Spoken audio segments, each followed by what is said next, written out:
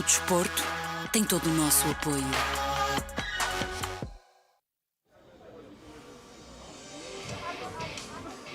Good morning and welcome to 2021 World Rowing Beach Sprint Finals here in Oeiras, Portugal. So everybody here on the beach and those tuning in from home around the world that haven't been able to join us here, the weather is fantastic. Beautiful sunshine. We're going to tip out at around 21 degrees later on this morning, and we're just a few minutes away from the start of racing. We've got a packed schedule starting off with the last 16 for the men's solo.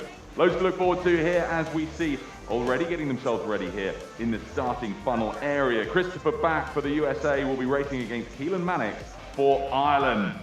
So lots to look forward to. Athletes here, it's a buzzing environment. Loads and loads of people getting themselves ready on the ergos. Just a couple of minutes before this first race due off at 10 o'clock local time. Bem-vindos a Oeiras e mais dia de competição nesta final mundial do Beach Sprint aqui nesta fantástica praia de Oeiras. Vamos ter dia super cheio de competição. Vai ser primeiro os skiffs masculinos com o primeiro duelo entre os Estados Unidos e a Irlanda.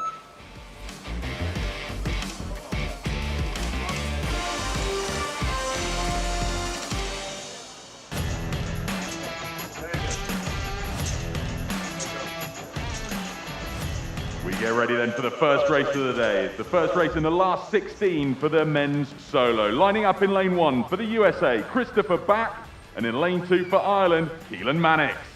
E a primeira competição do dia vai ser entre os Estados Unidos e a Irlanda. Christopher Back e Keelan Mannix.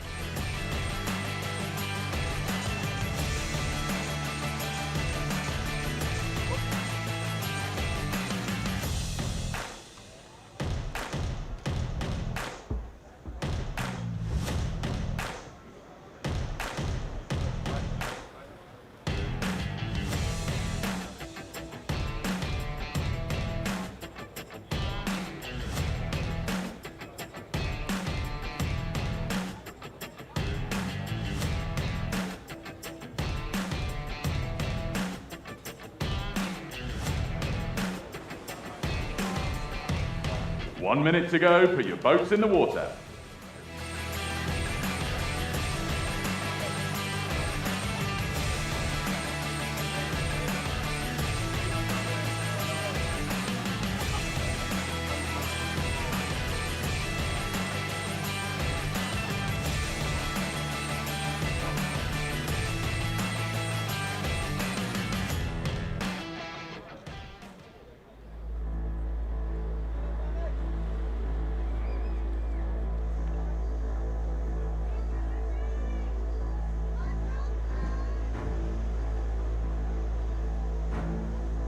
Get ready.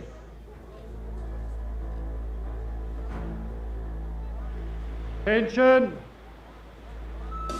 There we go, the flag drops. It's a fast start for Christopher Back for the USA in lane 2. Keelan Mannix making his way down. Let's see who gets to their boat first. Pretty even in getting to their boats, and we'll see who makes the first stroke or two. It's Christopher Back for the USA. A very fast start there in lane 2. Tide slightly lower, and we'll see a high tide at around 7 p.m. this evening, which means that it's going to be low tide for most of this morning's racing. Makes for that trickier start because it's much flatter in the beach area as they try and get into those boats. They're passing the first turning buoy in the slalom course here. They've got to go on the right-hand side of the first buoy, left-hand side of the second buoy, and then anti-clockwise. So they've got to approach the third buoy from the right-hand side, go around it anti-clockwise before a straight line back in. Christopher Back for the USA, currently out in front, 2 lengths already, approaching the second buoy. Ora aí, entre Estados Unidos e Irlanda em competição, os Estados Unidos a sair primeiro. Estamos com a maré vazia neste momento, o que significa que fica um pouco mais vazio, mais difícil a entrada na água. O percurso, 250 metros, não esquecer. Primeiro contornam à direita, depois à esquerda, dar a volta lá ao fundo. Tem que respeitar a regra, as penalizações são grandes. Neste momento, Estados Unidos mais próximo da boia. Well, they're coming up to the turning point here. Christopher Back, perfect navigation. He makes the turn. He was 36 strokes a minute all the way up through the slalom. Let's see how he handles this spin. Keelan Mannix trying to close that gap, taking a slightly wider course around that final turning point. Now it's all about this sprint back in. Who will get the fastest line back into the beach They've all been finding it so difficult to get this navigation absolutely bang on. Christopher Back, though, is showing us how it's done. He's back to his race rhythm at 36. Keelan Mannix at 41. Can he close in that margin? We've seen it all won and lost in the dismount onto the beach through the course of the last 2 days of racing here at the 2021 World Rowing Beach Sprint Finals. So let's see how this first race of our day gets us started off. You can see a couple of waves rolling in. Maybe one of these athletes will get a nice cruise in on a wave, and fingers crossed they have a nice safe dismount at this end. No issues so far with the complex currents that we saw through the course of yesterday at the far end of the course. So these guys have expertly made their navigation back to the beach. It's going to be all about this beach sprint. It's knockout competition here, so only one of these athletes will get through to the quarterfinals. Let's see how they handle this dismount. It's Christopher Back for the USA who makes it to the beach first. Perfect dismount here, so he's running up. He's going to take the place through to the quarterfinals. It's a fantastic performance from Christopher Back of the USA. Punching the air, he's delighted with that outcome. And here comes Keelan Mannix for Ireland. A great race for him. But it's Christopher Back for the USA who'll progress through to the quarters. E a passar Christopher Back dos Estados Unidos para a próxima ronda. Também uma excelente prestação de Keelan Mannix da O Irlanda. desporto tem todo o nosso apoio.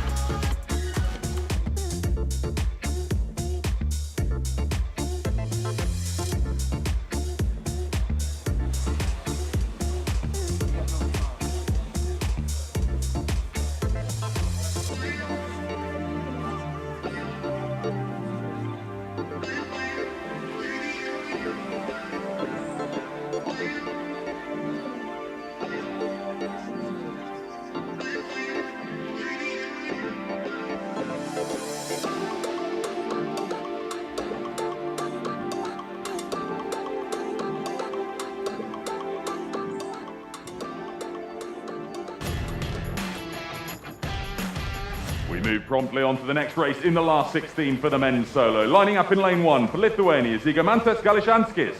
And in lane 2 for Japan, Nakano Hiroshi. Next round, a próxima ronda, Lituânia e Japão.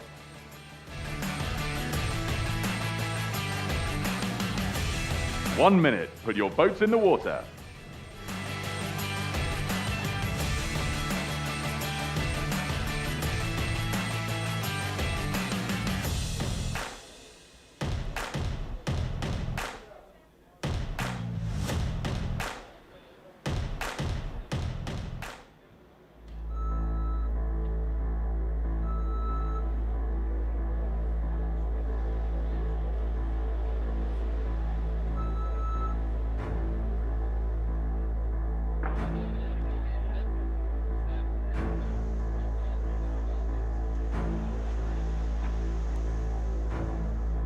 Relax, guys. Relax.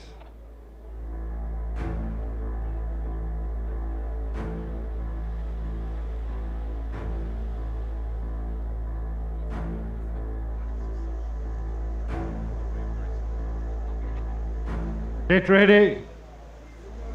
Attention. Here we go, Lithuania versus Japan. Galishanskis versus Nakano. It's a quick sprint down for the Lithuanian. He's going to make the boat first. Let's see how he gets set up. And he's rapid, absolutely rapid. No slowing him down. He was taking the first stroke before his feet were even in the shoes. Just trying to get that boat out quickly. It's so crucial to get out there as fast as possible. And I think both of these athletes fortunate in that there were no waves coming through to upset that boat seating. We've seen quite a few times them miss the seat, or athletes miss the seat if it's gliding up and down when a wave comes through. So Lithuania currently leading as they come up towards the second buoy in the slalom course. There's perhaps 2 lengths in it already. Para a saída entre a Lituânia e o Japão, Zygimantas Galishanskis e Hiroshi Nakano. Boa armada para esta saída inicial. Here we go, coming to the turning point, and what a return from Nakano Hiroshi. He's at 44 strokes a minute to Galishanskis at 41. They're approaching the turning point.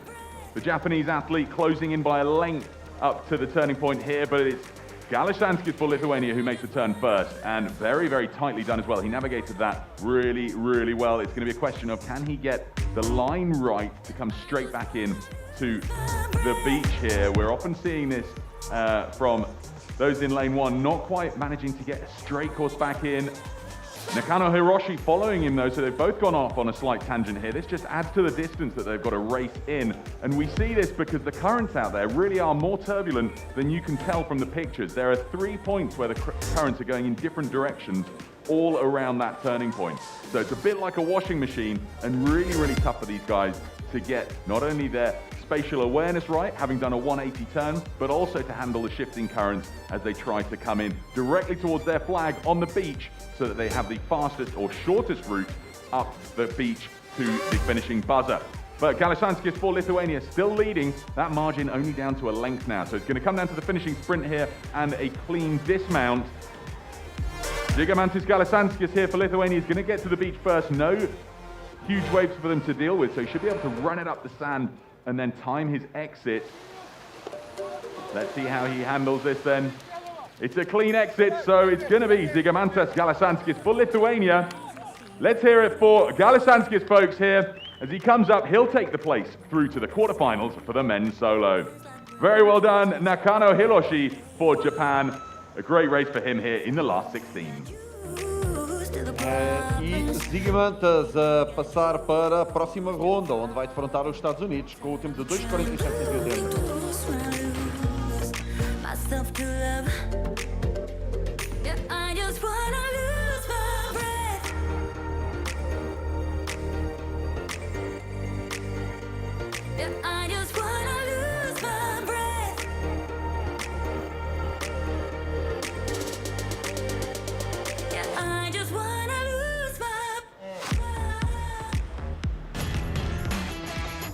Moving on now to the third race in the last 16 for the men's solo. Lining up in lane 1 for Canada, Aubrey Oldham, and in lane 2 for Brazil, Herbert Soares Birkenhagen. Nesta ronda, Brasil e Canadá.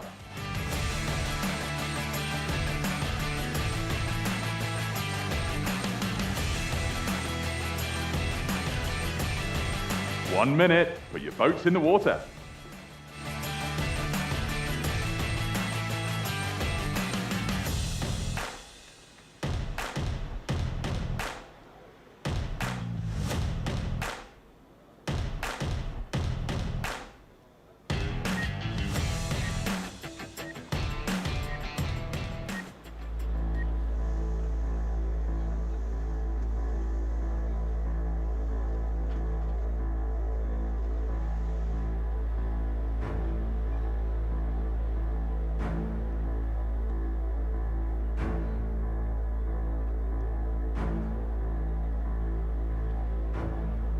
Attention!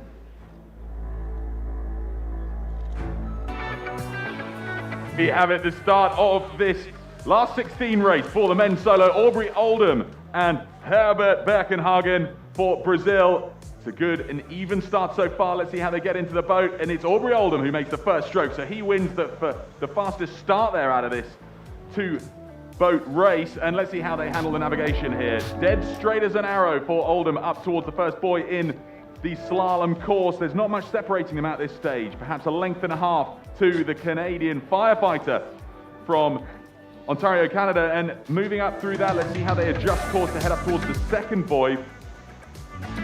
No issues so far for the Canadian. I think for Brazil, though, having to make a bit more of an adjustment to head over to the correct side of the second buoy. Neither of these athletes will want to incur any penalties whatsoever.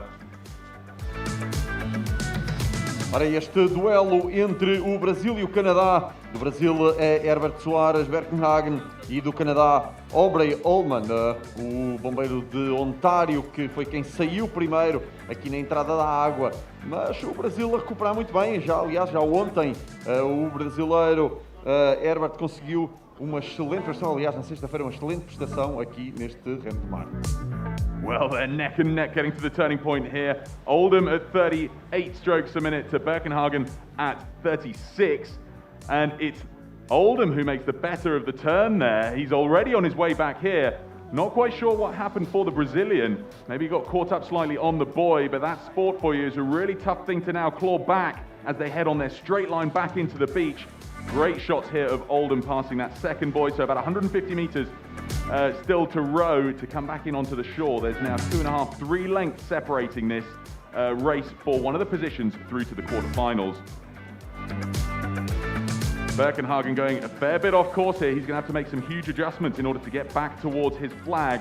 He'll now see the buoys behind him and realize the course that he's gone, and he'll be a little bit washed down here as he comes up behind the camera boat that's trailing Aubrey Oldham. So a few adjustments having to be made for Herbert Soares Birkenhagen of Brazil. Oldham looks like he's got a clean run into the beach here, so he's going to have to make sure he gets a safe dismount and then his run up around the flag. He looks to have eased off slightly here.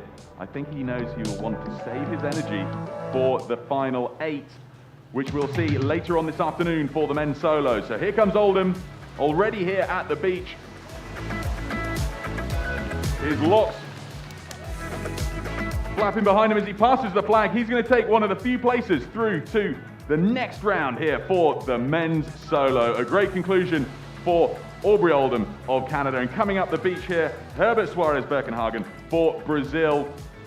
He had a great start to the race, but he'll come in to press the buzzer to close out his competition here at the 2021 World Rowing Beach Sprint Finals, Oeiras, Portugal.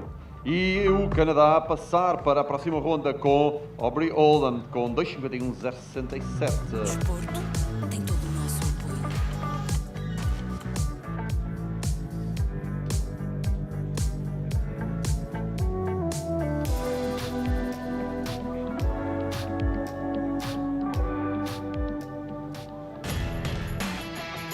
Moving promptly on now to the 4th of the 8 races for the last 16. Lining up here for Egypt in lane 1, Ali Hassan. And in lane 2 for France, Ivan Beauvais. Esta próxima ronda entre a França e o Egito.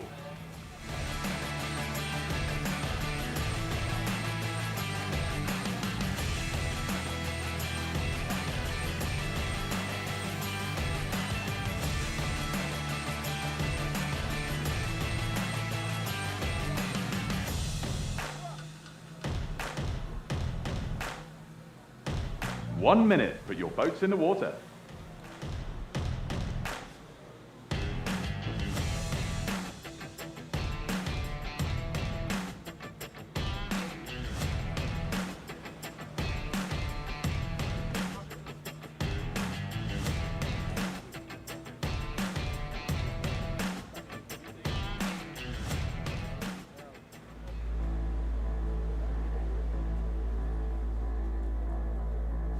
Get ready. And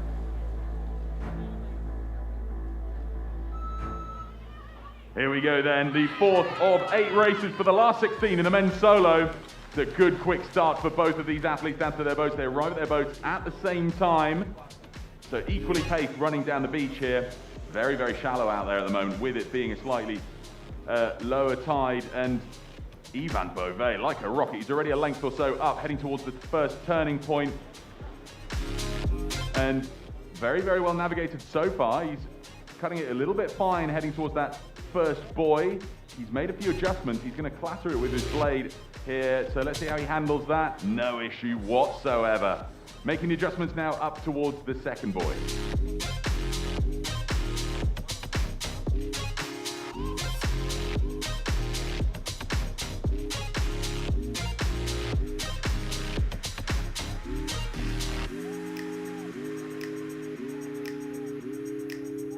Passing the second buoy now, it looks like a bit of an issue there for Ivan Beauvais. I think he's gone the wrong side of that, so we'll wait for the official verdict on that, whether he'll incur a penalty. I believe for these slalom boys it's a 30-second penalty, which would spell an end to his bid for the championship title for the men's solo, if that's the case.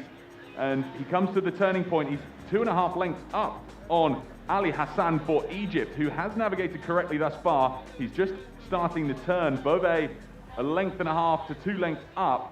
Let's see how Ali Hassan handles this turn.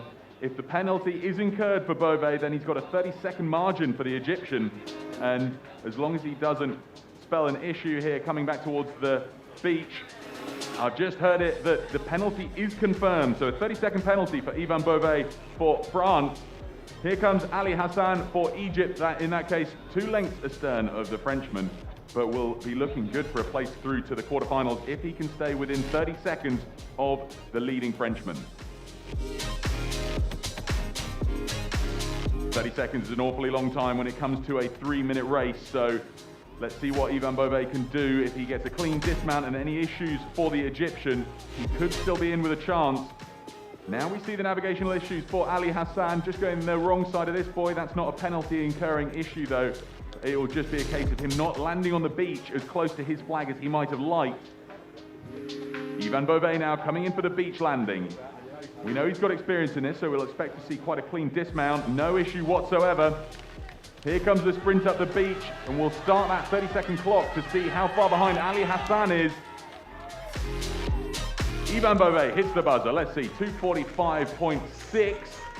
I think Ali Hassan's looking good for being within the margin he needs to be.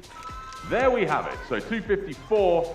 And in a moment, we'll see that 30-second penalty added to the time for Ivan Beauvais, and it will therefore be Ali Hassan who progresses through to the quarterfinals. We'll have to wait for the official results to confirm that, but with that penalty for Ivan Beauvais, it will be Ali Hassan for Egypt going to the quarters.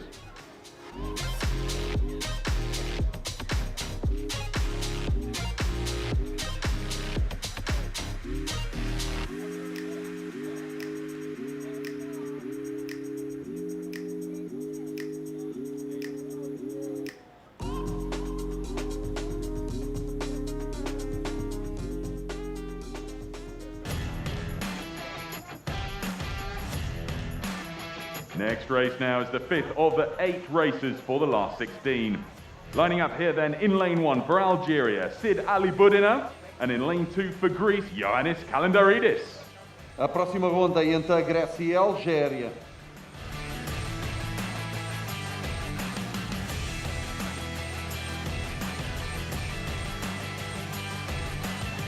Well, we're doing very well to be on time through this morning's series of racing.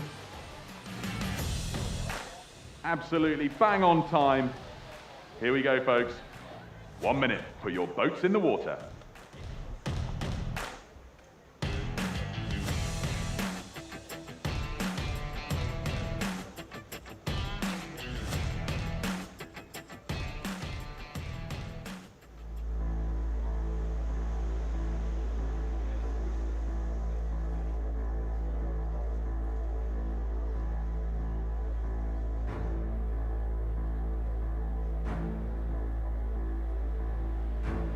Get ready.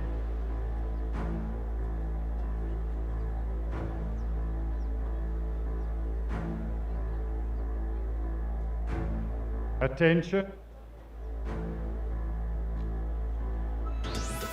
There we have it. Sid Ali Boudina, eagle eye on the starter's flag, and he's off like a rocket. He gets to the boat first. Let's see how he handles the entry. There's a wave coming through, which makes things a little bit tricky. But he's away first. Clean first couple of strokes. Ioannis Kalendaridis not being left behind, though. He's making a few quick adjustments at the advice of Mr. Fitsios on the beach there to make sure he's got the perfect trajectory towards the first buoy in the slalom course. They're both heading in the right direction here as they find their race rhythm. Slightly deceptive camera angle there makes them look level, but it's actually a length separating Boudina, who's out in front by a length ahead of Kalendaridis at this stage. But the immensely powerful Greek athlete, he's very, very familiar with racing coastals. He'll be looking to close that margin in at least by this second buoy. So let's see how they've handled this second section. Ora aí está então Grécia e Algéria. Sid Ali Boudina foi quem entrou mais rápido na água, bem saiu daqui da praia a correr com uma velocidade tremenda para este alinhamento. São os dois muito próximos, Algéria e Grécia, para a próxima ronda. Look at the Greek athlete go. Ioannis Kalendaridis, he's rocketed into the lead there. That boat speed, just phenomenal. He's out in front now, approaching the turning point, perhaps 2 lengths out in front. So the course of that 250-meter distance from the beach to the turning point, he's closed 3 lengths on Sid Ali Boudina of Algeria. Round the turning point, here we go. It's so difficult to get this right. The boats, whilst they might be a little bit wider, are more unstable than you'd think, particularly with the shifting currents. Now they make their bid for the beach. Let's see how they line up.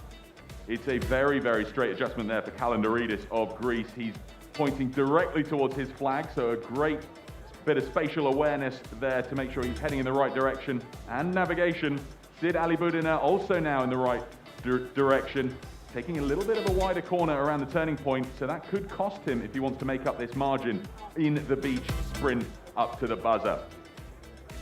Ioannis Kalendaridis, though, this is a pretty safe margin for him. Beautiful shots here. We're in the shadow of the Fort de São Julião de Barra in Oeiras, Portugal.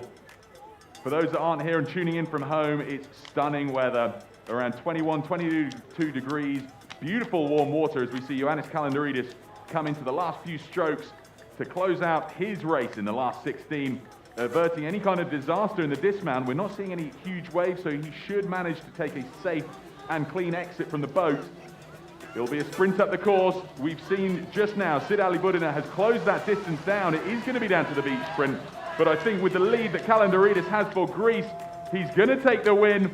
Here we have it. Ioannis Kalendaridis for Greece progresses through to the quarterfinals, and it's a great race for Sid Alibudina, but that will close out his bid for the championship title in the men's solo. The Greek athlete Kalendaridis into the quarters. E progride então a Grécia para a próxima ronda. O tempo de 2:51.229 para o grego Ioannis Kalendaridis.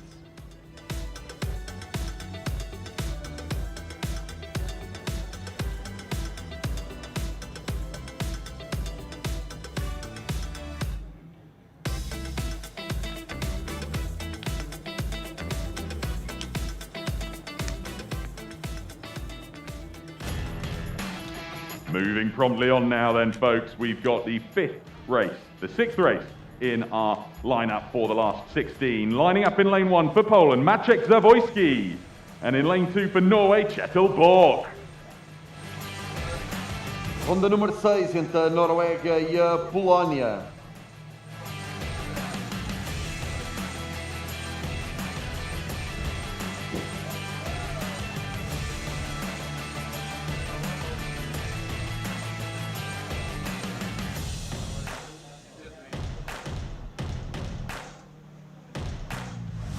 One minute to go. Put your boats in the water.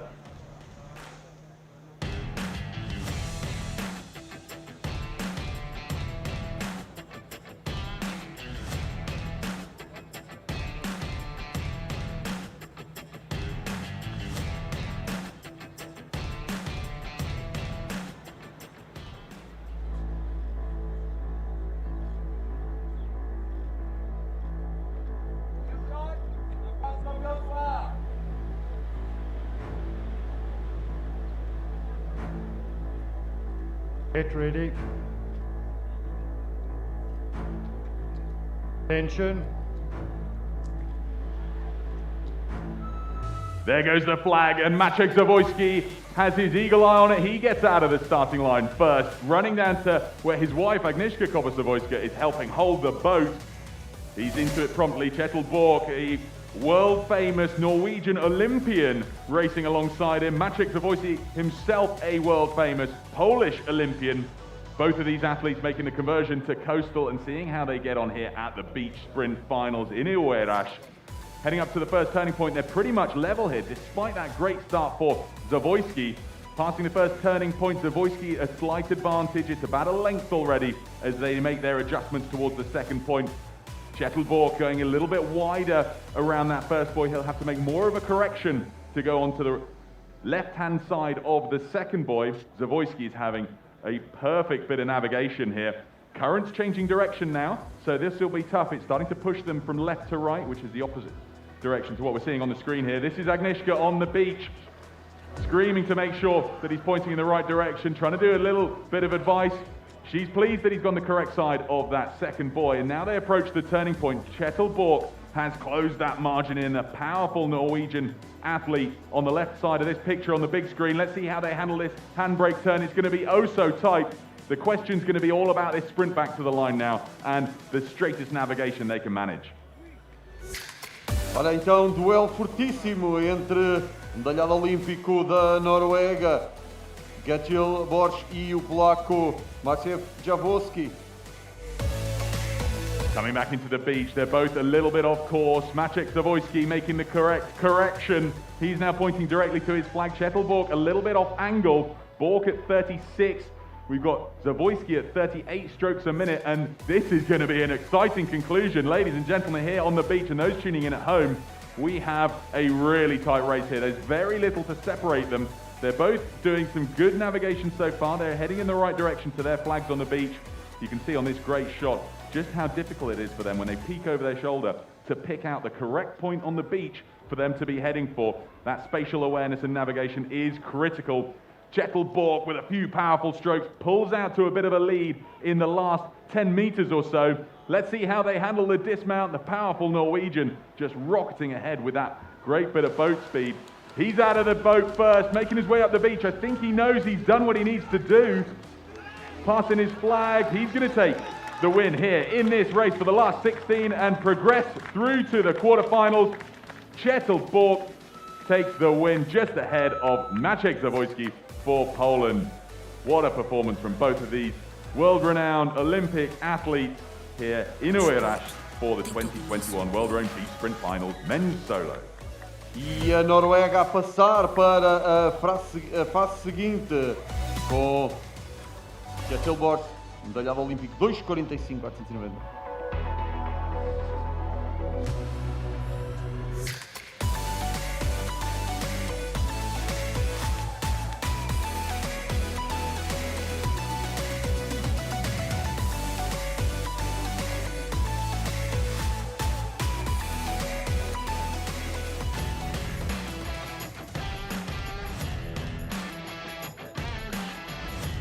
Moving forward now to the penultimate of the last 16 races for the men's solo. Lining up here then in lane 1 for Spain, Sergi Planeas Galvan, and in lane 2 for Tunisia, Mohamed Tayeb.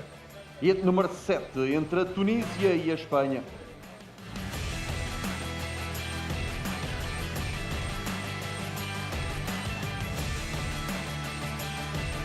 So folks, we're just going to have a slight delay to the start of this race, a 2-minute delay, just to make sure that the boys out there on the course are all absolutely lined up right, and as you'd expect them to be. So we can just rest easy through these few tense moments before the start of this penultimate race, the 7th of 8 races of the last 16 for the men's solo.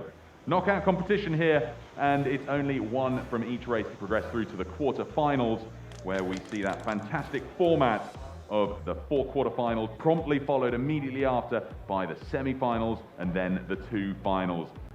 So lots to look forward to. These guys will have a bit of a rest for a large part of the day, because the quarterfinals for the men's solo not happening until later on this afternoon.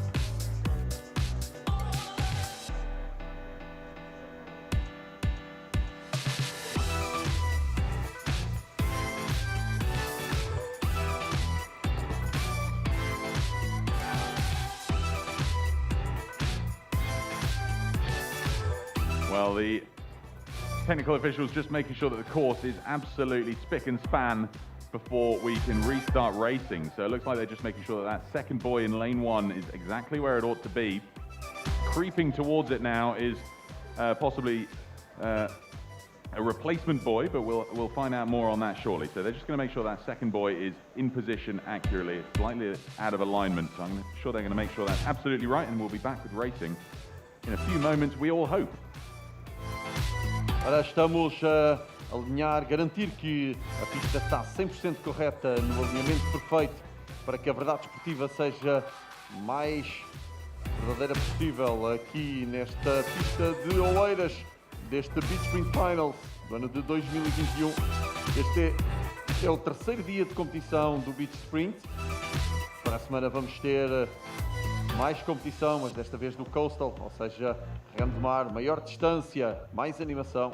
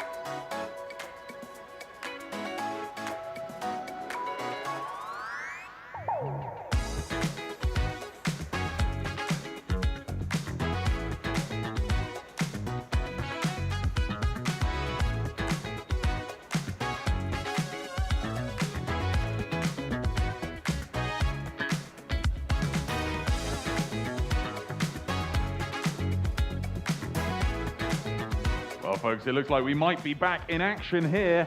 That second buoy in lane 1 now perfectly positioned and in alignment with the first and third, so fingers crossed we'll be back underway with racing. Next up is race number 7, Tunisia and Spain. 1 minute, put your boats in the water.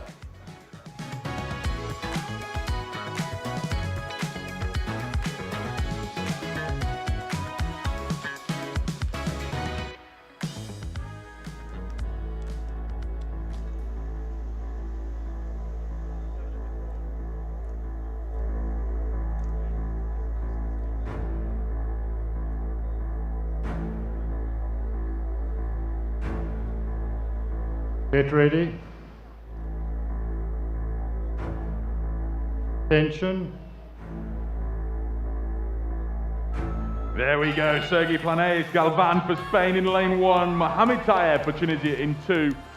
They're out off the starting line, pretty level, and they both reach the boats within a fraction of a second of each other. Spain, so world famous now through the course of these beach sprints, renowned for being such fast starters, but Sergi has not managed to leave Mohamed behind here whatsoever. They're coming up towards the first buoy in the slalom course, so navigation looks pretty good for both of the athletes.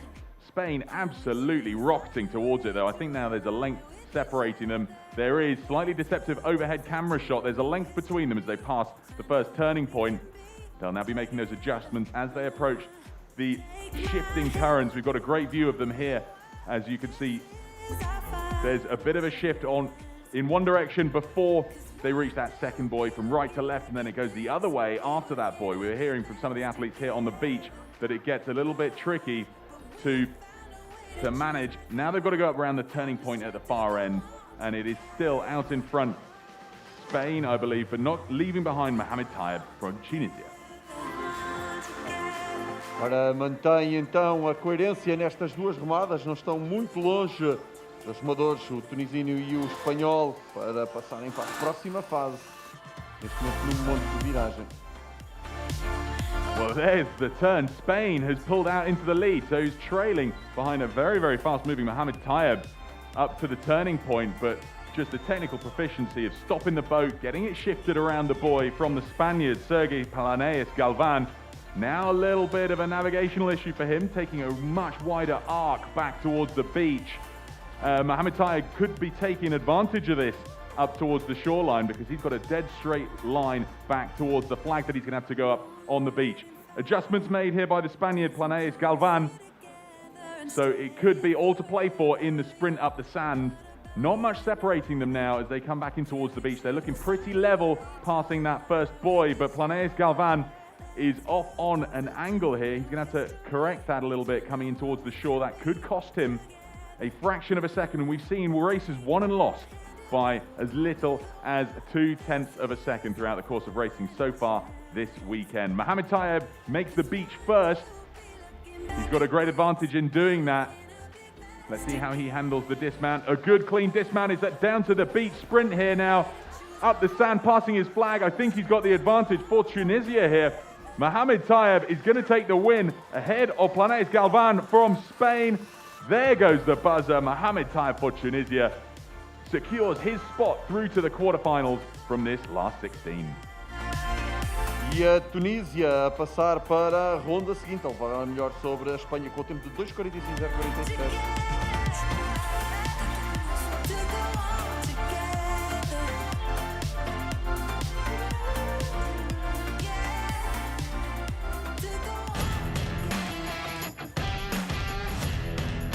We're running straight into the last of the 8 races for the last 16 of the men's solo now. Lining up here in lane 1 for the Czech Republic, Tomáš Zobal, and in lane 2 for Italy, Giovanni Ficarra.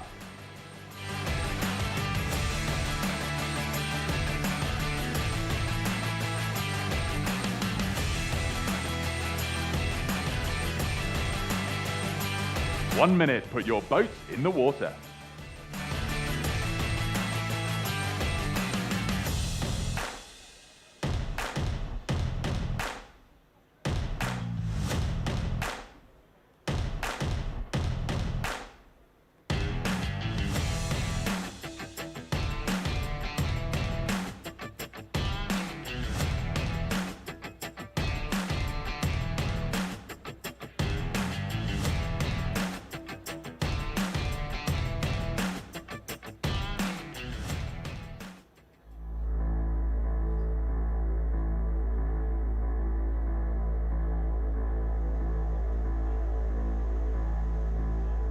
Get ready. Tension. There we go, and it's quick out of the blocks for Giovanni Ficarra of Italy. He must be a sprinter in his spare time because he's made it down to his boat first, but not by much. Tomáš Zobal, the fast man from the Czech Republic, but it's the Italian to get the first couple of strokes in. He's perhaps 3 or 4 strokes in, nearly 2 lengths up ahead of the Czech athlete heading towards the first buoy in the slalom course. They've got to go around the right-hand side of this buoy, left-hand side of the second. If you're interested in finding out more about the format of beach sprint racing, head yourself over to the World Rowing website and the World Rowing YouTube channel. There are some great explainers on the course and the layout here that they must follow. Navigation looking good here then for both athletes as they head up towards the second buoy in the slalom. They need to go around the left-hand side of this, and they now start to really tackle the complex currents at the far end of the course. Ora, com a corrente sempre a fazer algumas alterações, temos Itália e República Checa neste momento em pista para tentar ganhar o seu lugar no front com a Tunísia na próxima ronda. Adjustments being made, and it looks like it's going to be close for Giovanni Ficarra to get around the correct side of that turning point, but he's navigated that to perfection. Let's see how he handles this spin. You couldn't get much tighter around the buoy than he's done there. He's leaving Tomáš Zobal behind here, but let's see how tight the turn Zobal can get. Now the difficult bit, the spatial awareness. Can they get that straight line back into the beach? We've got Ficarra at 41 strokes a minute to Zobal at 36, so a different race rhythm that they're putting out there on the water in these relatively flat conditions. It's paying off for the Italian though. He's got a dead straight course back into the beach here. So the question's going to be, can the strong Czech athlete make up that margin? It's down to just a length, and we've seen Races won and lost by much smaller margins than that through the last 2 days of racing. Pretty calm conditions here on the beach. We've said it's a relatively low tide at the moment, which means that when they come in, it's pretty flat underfoot. So we're not seeing too big waves that are too big to handle. But this fast-moving Italian, Giovanni Fica, has extended his lead now. It's now 2 lengths as we come into the last 30 or so meters. That is going to be the margin that he'll want. Just before he makes his way up the soft stand, the legs will be absolutely pounding now, having put in a 500-meter sprint on the water. And now he's got to find the energy to run up the steep incline of soft sand to get to the buzzer. But Giovanni Fica for Italy, a safe and clean dismount. He's going to take the win here in this 8th race for the last 16 and progress through to the quarterfinals. What a performance, Giovanni Fica. And then coming into the last few meters of his run here, Tomas Obal for the Czech Republic. E passa a Itália para a ronda seguinte, onde vai defrontar a Tunísia. O italiano foi também o mais rápido desta fase de 16 avos. Giovanni Fica, 2:41.748.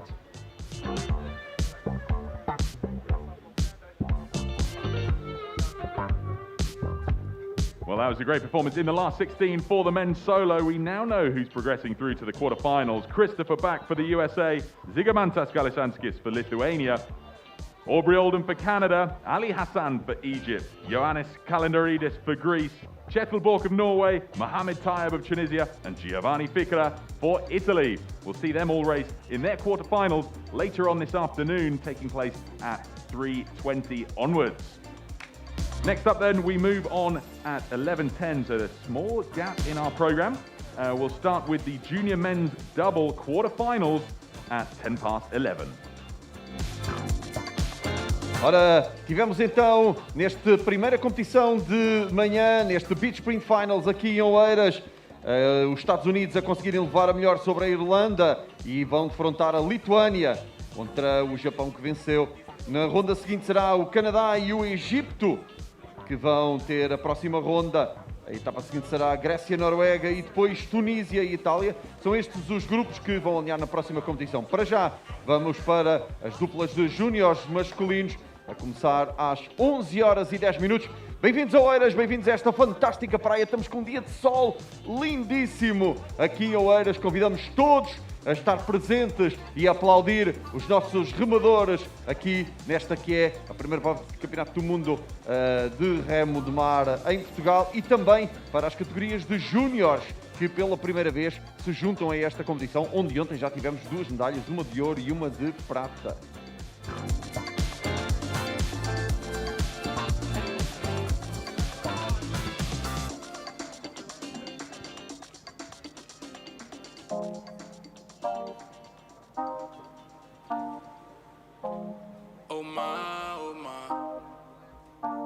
My mate, hey, you made a permanent home in my head. You moving like a goddess, come my way, my way, my way. Your hips on the move, only a real one can do what you do. I caught a body, but you was the shooter. Damn, shot me down one time. Now you wanna hug me down long time. Funny how the love can change sometimes. So we say, hey, back up a bago. I'm pulling up on you. Let me show you my world. Oh. She told me that I make her feel alive. I can see the goodness in your eyes. We can take a trip, just you and I. Oh my, oh my, oh my, oh my, oh my. Adicto a ti, mi flaca. Tu cuerpo sacude como un maraca. Te miro y miro, so sube y baja. Como en Caracas bailamos al ritmo del bajo y la caja. Y tú mi África, yo tu casino en América. Quiero bambino contigo, ma. Te beso bien suave en el limón, ma. Quiero con vino, limón, rosa. Tu cuerpo es un carnaval, yeah. Tus ojos trascendental y tu espíritu natural. Me enamora con besos en el piñal, yeah. De África al tropical, nuestro amor es transnacional. Lo que tenemos presidencial, aquí la vista es Told me that I espectacular. make her feel alive. I can see the goodness in your eyes. We can take a trip,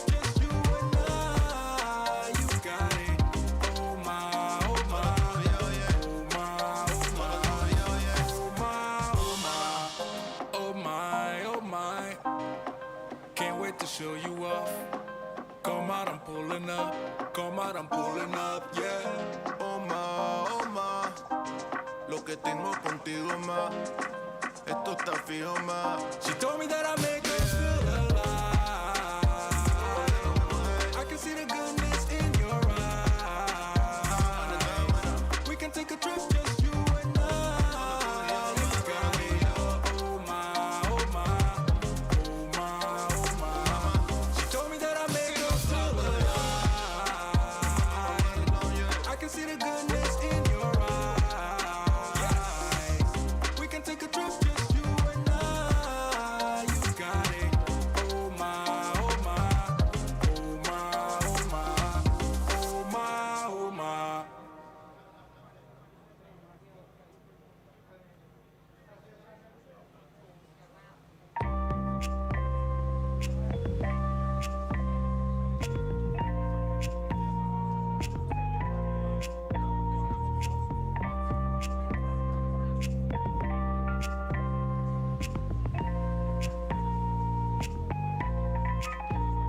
Come and tell me what you need to know. We can stalk it and make it grow. Come and ask me what you want to know, and we can go from here. Oh, it just keeps turning, and here I am still learning about what it is that you need. What it is you bleed for, longing in your neck, deeply burning for you. Are you staying with me? Help me feed it. Slow down, let our minds go quiet now. No sound, let our hands do the talking, hands do the talking now.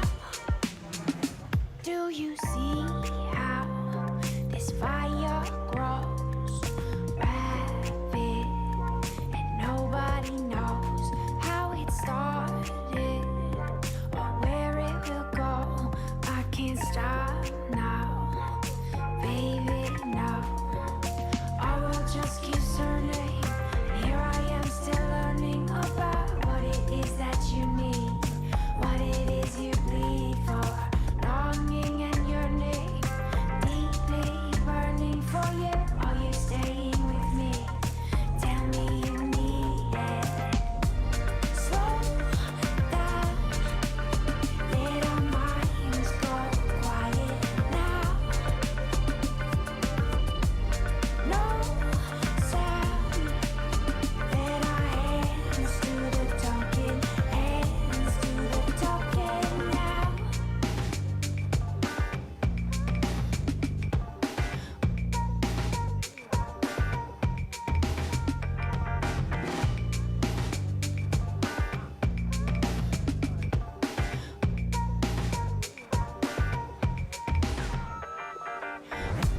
Slow down, let our minds go quiet now. No sound, let our hands do the talking, hands do the talking now.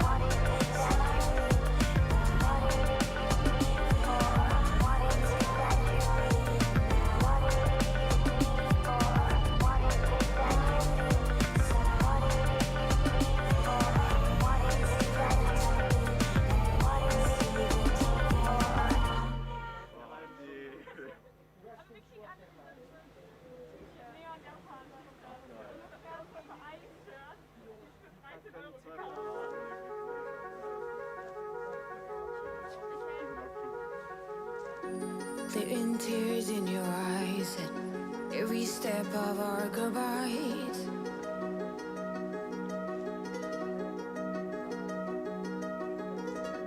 Pink pearls and a ruffled worn sweater, you left them behind like a love letter.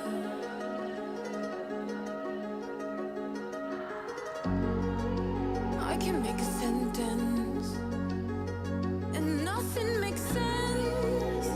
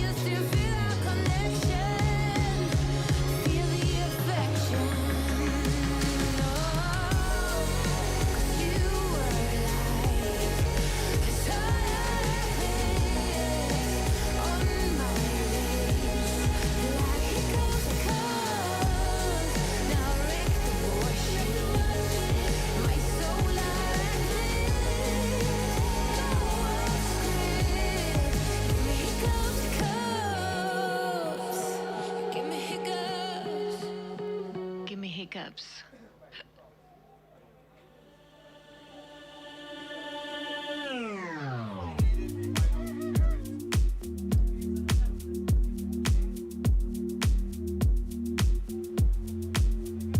I'm a mess. Don't know how I got here, but I'm blessed. Didn't know it'd take me past my destiny. You're behind me with the rest, 'cause I'm a mess. No more you.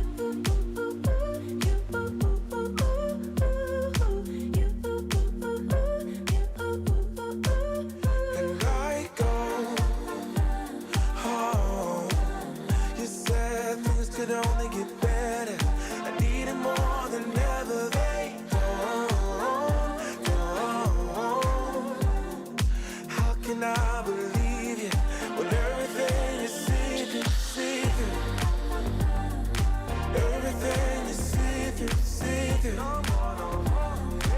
Everything is see-through. Everything is see-through. How can I believe it when everything is see-through?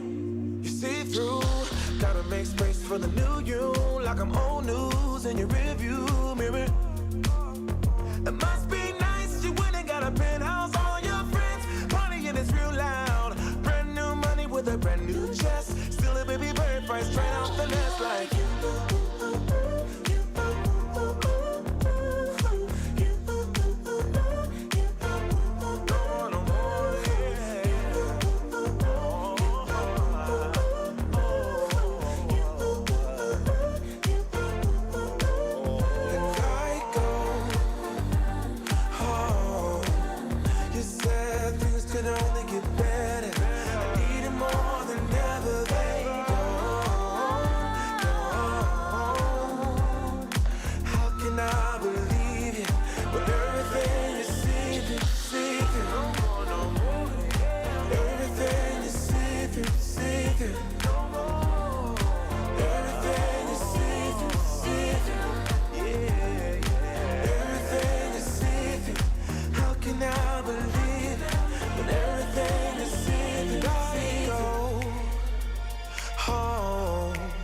You said things could only get better. I need it more than ever. They don't.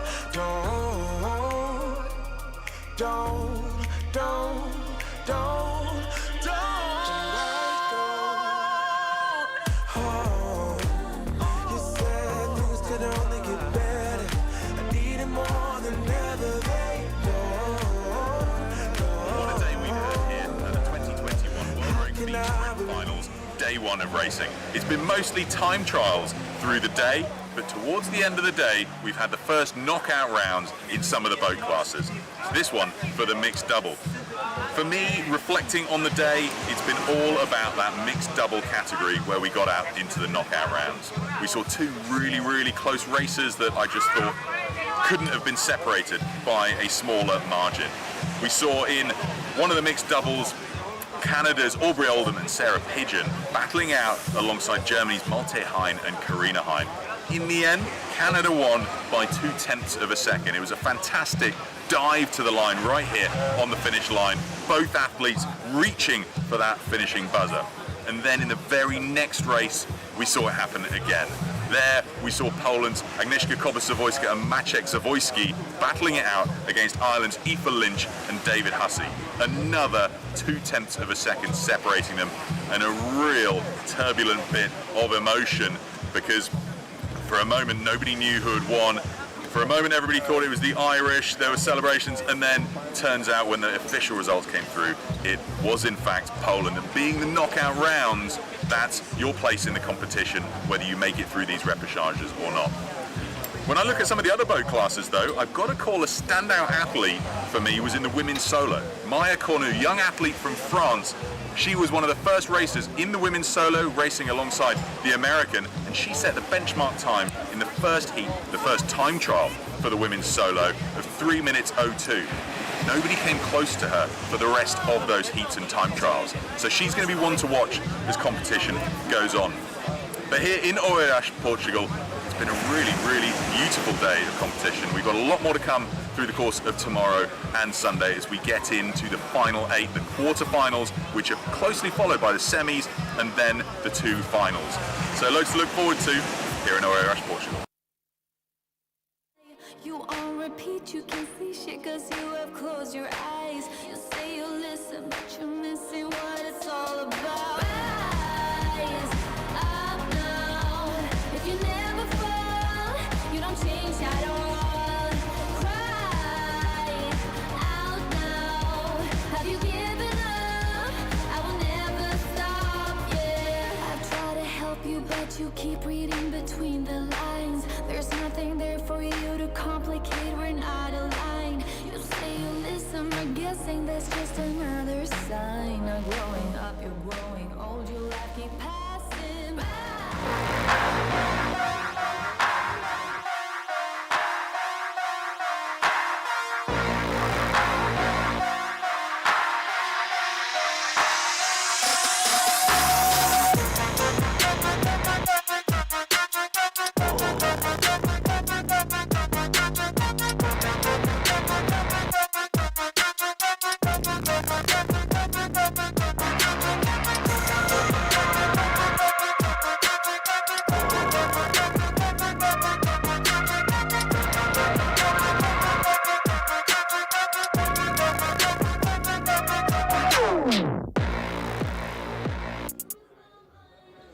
Tell me how it's done, you haven't done your time. If you never fall, you don't change at all. Cry out now. Have you given up? I will never stop, yeah.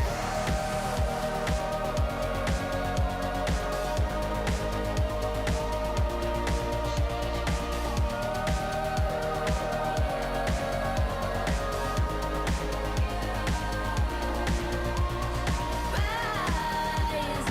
up now. If you never fall, you don't change at all. Cry out now. Have you given up? I will never stop, yeah. Rise up now. If you never fall, you don't change at all. Cry out now. Have you given up? I will never stop, yeah.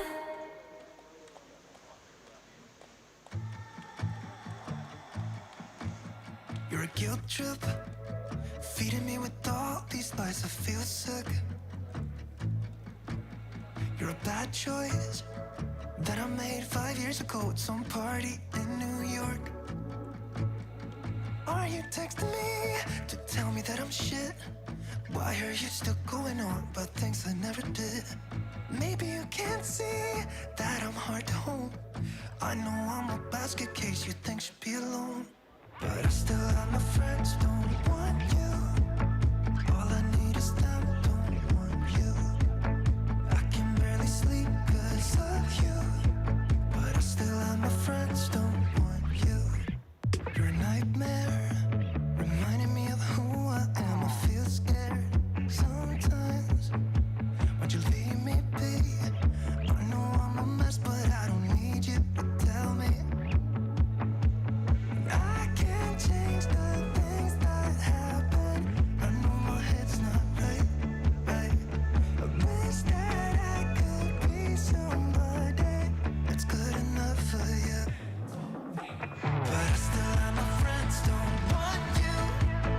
All I need is them, don't want you. I can barely sleep 'cause of you, but I still have my friends, don't want you. Hello, welcome back again. 3 minutes for the start for the next round here on the junior doubles. Faltam 3 minutos para darmos início às duplas de júniores masculinos.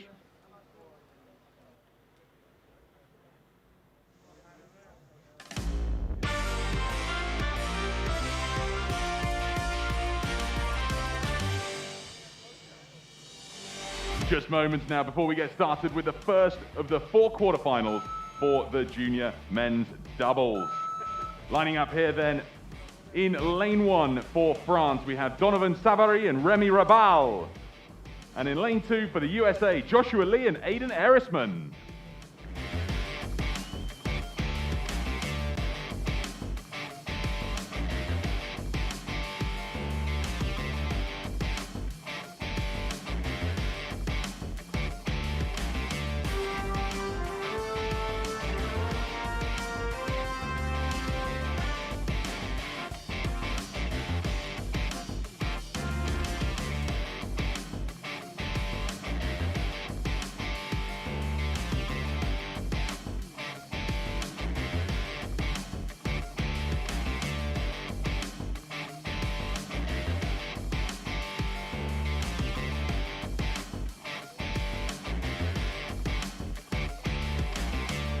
Próxima ronda, então, o primeiro hit entre os Estados Unidos e a França.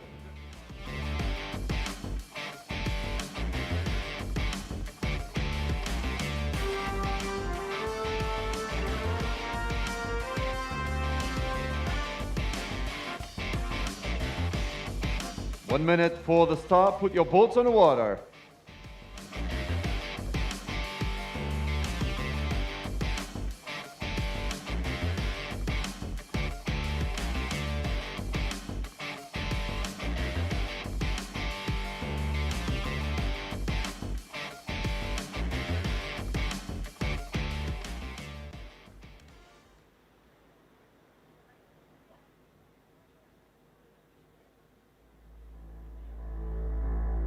Get ready. Attention. Well, folks, we love this format of beach sprint racing because it's 4 quarterfinals immediately followed by the semis and then the finals. And it's pretty darn level as they run down to their boats just ever so slightly faster there. We had Remy Rabal and Donovan Savary. They get out to the first stroke just slightly ahead of the Americans. Josh Lee and Aiden Erisman making their way towards the first buoy in the slalom course. Beautiful overhead shots we see here in Oeiras, Portugal, for this first quarterfinal of 4 for the junior men's doubles. It's knockout rounds here, so the winner of this race will progress through to the semi-finals, and that's why we call it a power endurance sport, because the semis are immediately after the quarterfinals, and then the finals immediately after the semis. So it really is tough stuff, all of this back-to-back racing for these junior men's doubles, but they're getting some great navigation in up there as they now start to contest with the swirling currents at the far end of the course. 250 meters out to the far end. They'll have to move over to the right-hand side of the course as we look down it now to navigate anti-clockwise around the turning point. Let's see how they handle this spin. Ora, este formato espetacular com esta saída dos amadores a correr na praia deste beach sprint É espetacular esta saída. Lembra então, estamos nas duplas de júniores masculinos. Vai ser duríssimo para eles porque estamos nos quartos finais, passamos para as meias e depois finais. Tudo seguido, quase que como fosse um endurance fantástico. Well, the French made the better of that turn and they've rocketed out to a bit of a lead here, 2 to 3 lengths. But the straighter course being rode now by the USA coming in towards the last 150 meters out there. But France, they're starting to make some corrections, a bit of a wider arc back into the beach than we see the USA. France out in front though. This is Remy Rabal and Donovan Savary looking pretty good with this margin out ahead of the USA. It'll come down to the beach landing and we'll have to see how Donovan Savary makes it up the bank. Beautiful overhead shot here, 2 lengths in as the USA tried to close in that deficit that they lost around the bend at the far end of the course. So it's going to come down to the beach dismount. Tricky stuff here when it's a double because they need to make sure they keep the boat level. No tricky ways for them to be navigating here. So it's going to come down to the beach sprint. Last stroke for France, and let's check out this dismount. Is it a clean one? Clean enough. Up around the flag, a bit of a long route he's got to take, but it's going to be enough. We see Joshua Lee out of the boat as well for the USA. It's a sprint to the buzzer, but France take the win. Donovan Savary for France progresses them through to the semi-finals for France, and then Joshua Lee hitting the buzzer for the USA. Ora, e a passar então a França com os jogadores Donovan Savary e Remy Rabal com o tempo de 2:38.442 frente aos Estados Unidos. França vai para as meias finais. It's gathering dust right now, and the edges have been folded once or twice. It doesn't look the same no more, 'cause the sun has made it pale. I used to have it hanging on my wall some time ago. A picture of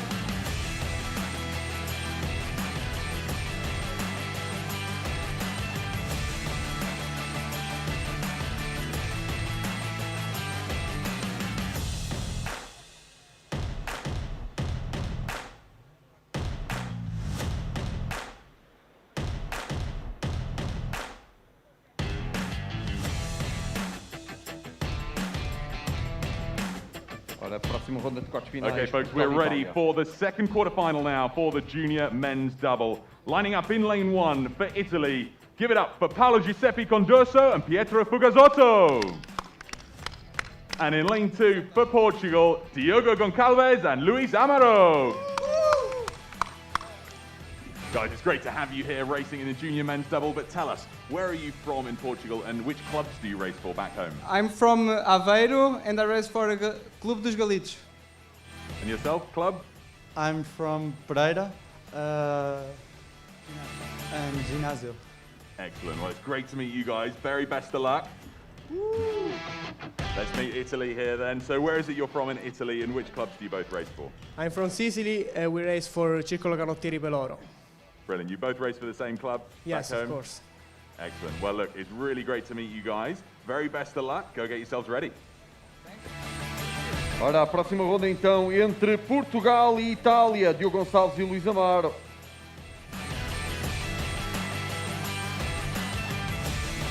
One minute for the start. Put your boats on the water.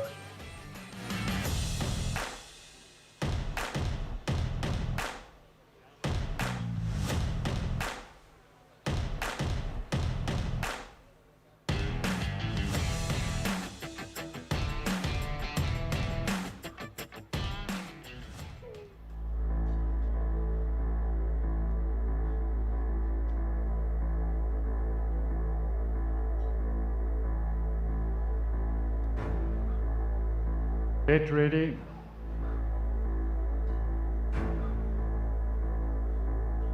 Tension. Here we go then, Paolo Condorso against Luis Amaro in the sprint down to the boat. Italy against the local favourites, Portugal here, contesting the one place in this race through to the semi-finals. Everything to play for in this junior men's double category. Italy make the best of the start though. First couple of strokes in, sees them take a length lead already. Some waves coming through now, so this could be something for them to battle against as the waves start to build here in Oeiras, Portugal. Slightly wide corner for Italy around the first buoy in the slalom course. They'll have to make a steeper adjustment to get to the correct side, the left-hand side of that second buoy. No issues though as they start to find their race rhythm and get into this 500-meter sprint. E temos o nosso Portugal, então, representado pelo Diogo Gonçalves e pelo Luís Amaro. Zona centro bem representada. Um início muito interessante, sem grandes erros. A Itália a ter que corrigir mais a trajetória na sua passagem. Portugal a remar mais próximo das boias, a progredir bastante bem. Vamos ver como é que as coisas vão passar agora no momento de viragem. Quem sair vitorioso deste quarterfinal vai passar para a luta contra a França. Well, they're pretty level getting around the turning point here. We had Portugal at 34 strokes a minute to Italy's 41. So a very, very different rhythm out there. But they're both absolutely neck and neck through that spin. They're looking at each other, just thinking, what is the margin that they've got to try and contest with on this straight line back into the beach? No issues with the steering, so I don't think we'll see any penalties for either boat here. That's just how we like it in beach sprint racing, getting it absolutely bang on, and in sport, avoiding those penalties. So straight line back in, looking pretty level at this stage. I think we might see Italy pull out to a lead here, just over a length coming up, passing that first buoy. We'll have to see how the dismount is handled here, whether either of these crews will get the chance to ride a wave in, conserve a little bit of energy for the bowman to make the sprint up the beach. Not easy stuff getting this right. It will be Pietro Figosotto and Diogo Goncalves making the run up the beach out of the bow seats of both of these boats. Italy have the lead as we come into the last couple of strokes out there on the water. I think this could be a win for Italy, averting any disaster in the dismount. Here we have Diogo Goncalves and Paolo Condorso and Pietro Fugazotto. It's Fugazotto making this run up the beach. He's going to take the win for Italy to progress through to the semi-final. There we have it. Italy progressed through to the semi-final ahead of Portugal. Ora, está então a Itália a levar a melhor sobre a França, com um início bastante bom para Portugal. Olá, um aplauso para o Diogo e para o Luís, que estiveram muito, muito bem.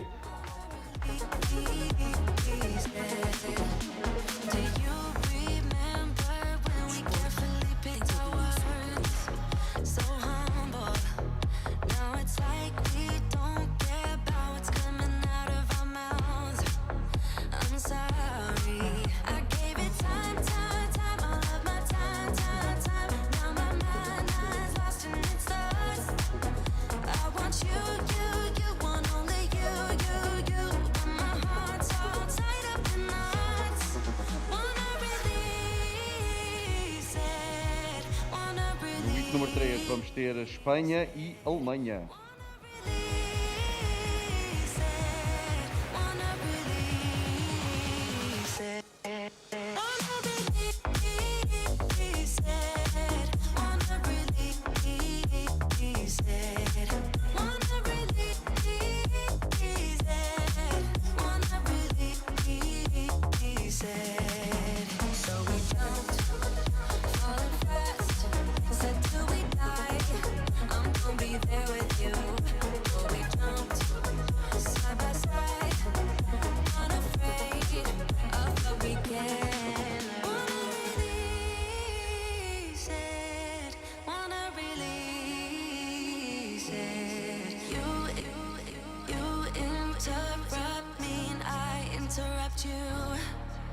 A shame. When did we start losing and stop giving? I remember I gave it time, all of my time. Now my mind's lost in its thoughts.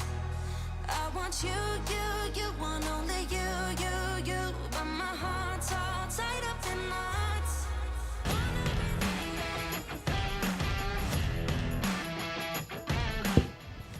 Time now, folks, for the second quarterfinal here for the junior men's double sculls.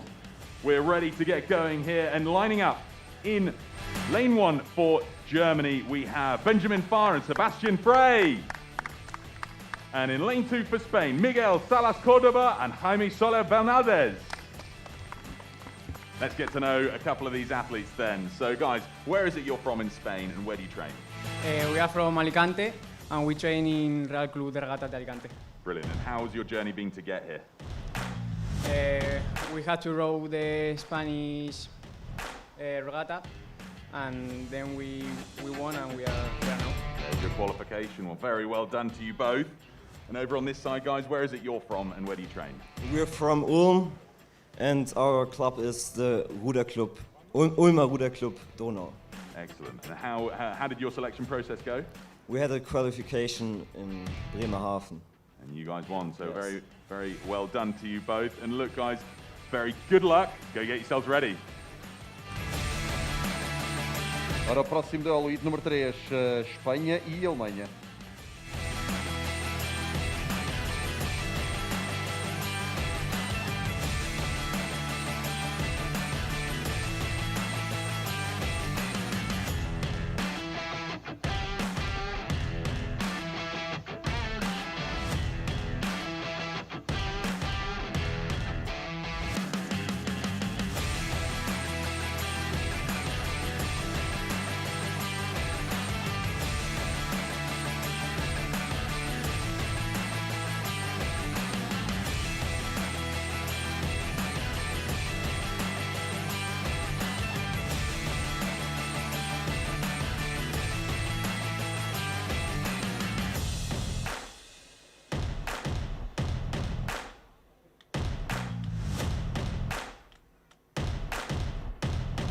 One minute for the start. Put your boats on the water.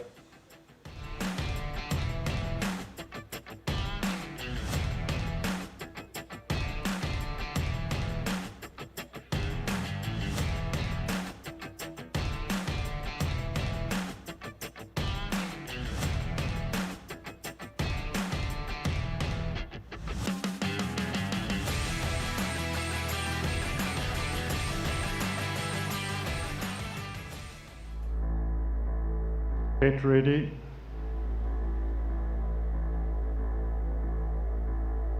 Attention. There we have it. We're back into the racing now with the third quarterfinal for the junior men's double. It's rapid stuff for both of these athletes as we see Benjamin Farr make it down to the boat for Germany. And let's see how they get started. Miguel Salas Cordoba of Spain has a clean entry to the boat as well. We often see the Spaniards making such a fast start. Let's see how they establish their race rhythms and get their direction sorted out for this first buoy. The last thing either of these boats want is to incur a penalty so early on, but they've nailed the first buoy in the slalom course. Lots of hand waving and gesticulating on the beach, just as everybody here and the boat handlers try to help their friends out there on the water get the navigation right. You don't want to be looking over your shoulder too frequently because it can upset the balance, but they're looking level here. Beautiful overhead shots as they pass or approach the second buoy in the slalom course, and we've got Spain just ever so slightly ahead. It looks like around half a length as they pass that second buoy in the slalom. Ora, temos então este duelo entre a Espanha e a Alemanha. Pela Espanha está Miguel Córdoba e Jaime Fernandes. Para a Alemanha, Benjamin Farr e Sebastian Frey. Início muito paralelo destes dois. Podemos ver aqui nas imagens o ponto de viragem com o Forte São João Leão da Barra aqui do fundo. Here comes the turning point now. They've just made around Spain with 36 up to the turn to Germany's 32, and therefore Spain are now even further out ahead as they make their beeline back into the beach. They've earned now a length and a half up on Germany, which isn't too much for them to close in on as long as they can steer a straight course. Germany taking a wider arc back in again, which will increase the distance they've got to row to try and get back ahead of Spain.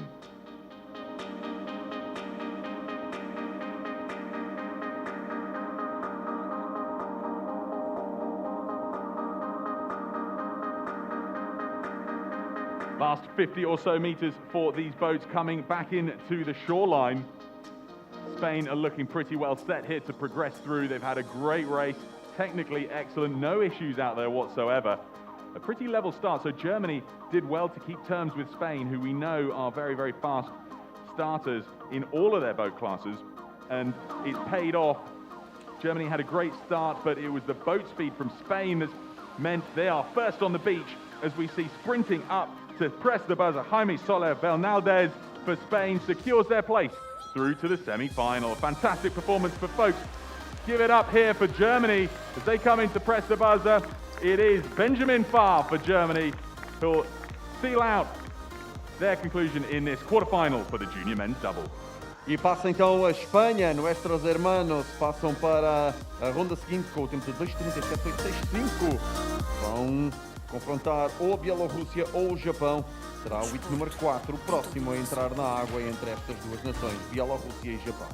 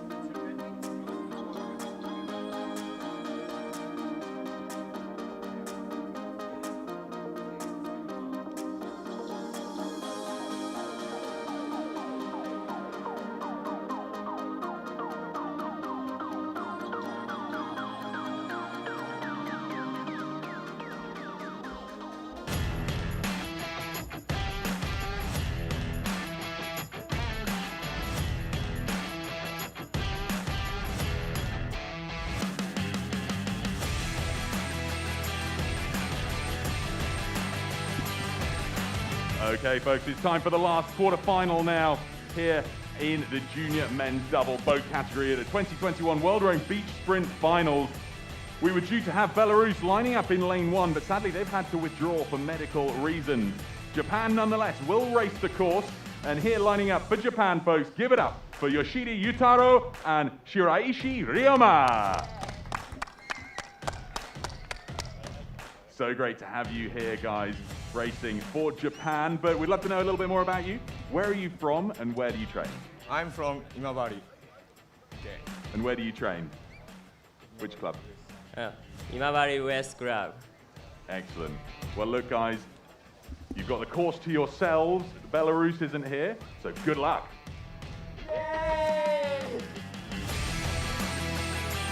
Good, Peter. Vamos ter então o Japão a remar sozinho. Há uma ausência da Bielorrússia por problemas médicos. O Japão a remar então sozinho para este apuramento e vai estar com a Espanha nas meias finais. Lembro que esta competição é seguida.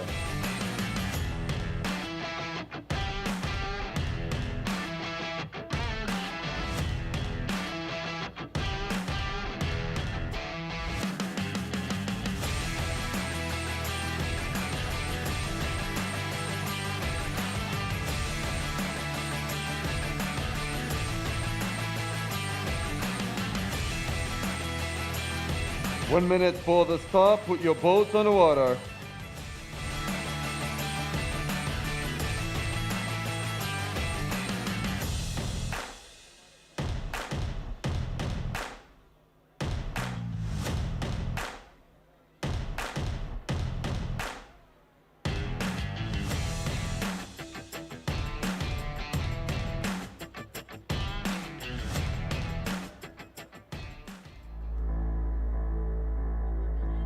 Get ready. Tension. There we go. He's giving it great guns down the beach here, not holding back whatsoever. despite it almost being certain that they'll progress through to the semi-finals. I think they'll be looking to, oh, that could have been a painful landing into the boat there. The last thing they need is an injury at this stage. They'll be going through to the semi-final nonetheless, because sadly, we were due to have Belarus racing alongside them, but for medical reasons, Belarus couldn't make it to the starting line. So Japan certain to go through. As long as they complete the course, they will progress through to the semi-finals. They do need to race the course. They're making a few adjustments here as they were slightly off track towards that first buoy in the slalom course. They're back on track. They've got to go around the right-hand side of it here. There we have it. They're correctly around that first buoy, and they'll be setting themselves up now for the second one.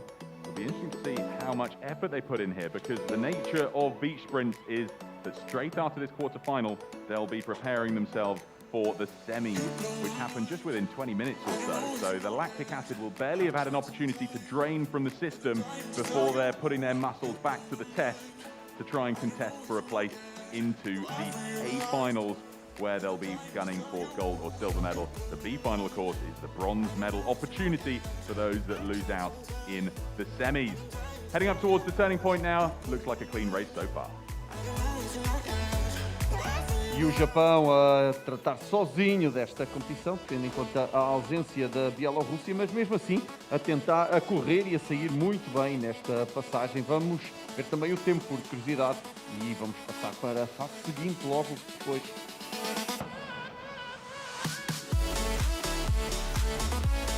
Well, they're safely around the turn now. They'll be getting a good feel for the water out there. A great opportunity, even though they don't have an opponent to race in this quarterfinal. The water changing so much throughout the day as the tide comes in and out, the current affected by that, and the rocky outcrops here in the shadow of the Fort de São Julião de Barra, where the ocean currents shift around just so much up towards the far end of the course that it's a good opportunity for these young athletes to get a feel for those currents before they're expected to race again in short order in about 20 minutes to half an hour.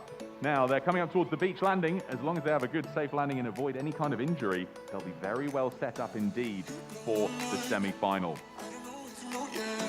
They clearly put a fair bit of effort in here, because time is not too shabby, 2:30 so far.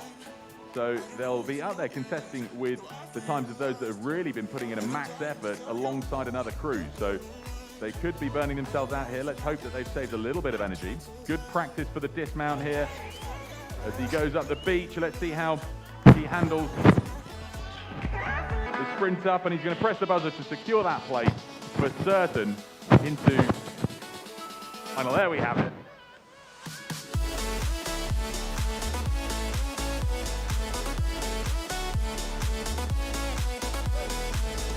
E o Japão então a passar para esta fase seguinte juntamente com a Espanha.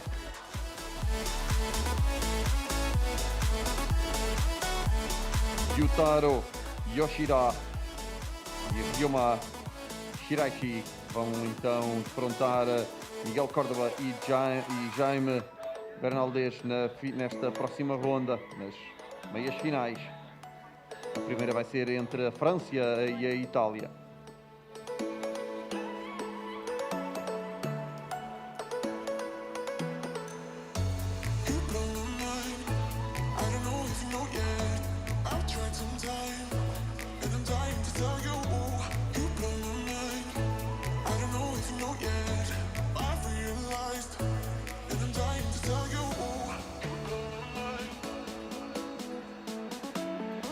So we're almost ready for the semifinals, but we will delay a little bit due to the boys' alignment. We want the track to be perfect for these junior men doubles.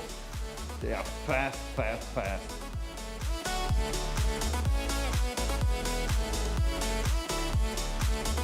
Agora vamos ter pequeno traço para o início das meias finais dos juniors doubles, para podermos alinhar as boias no percurso. Queremos que tudo esteja perfeito para que estes super júniors possam competir a todo o gás aqui no percurso em Oeiras. Vamos ter a França e a Itália nas meias finais e a Espanha e o Japão.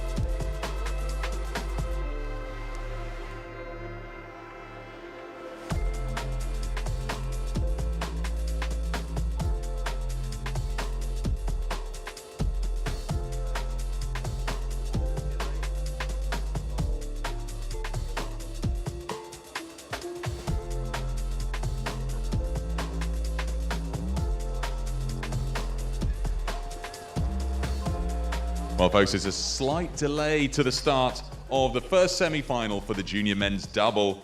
We've just got to make sure that the boys in lane one are absolutely perfectly aligned. And as soon as possible, we'll be back underway. So a couple of minutes delay just while we get those boys in perfect alignment in lane one. And then we'll be back underway with the racing. A good opportunity, though, for these athletes to rest those legs, because as I was saying earlier, the lactic build-up through the course of a quarter, a semi-final, and then running into the finals, it's a lot of pressure. That's why it's a power endurance sport here at the World Rowing Beach Sprint Finals in Oeiras. So in a couple of minutes' time, hopefully we'll have the start of this first semi between France and Italy.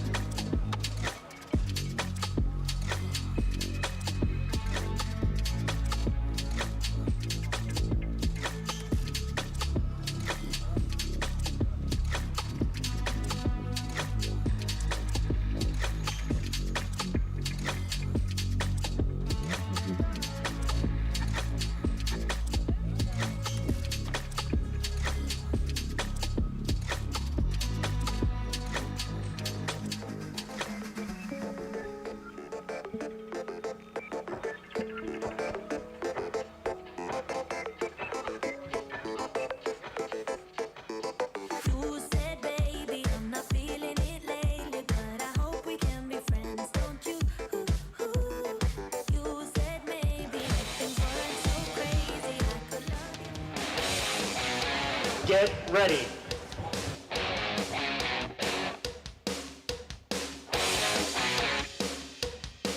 Attention.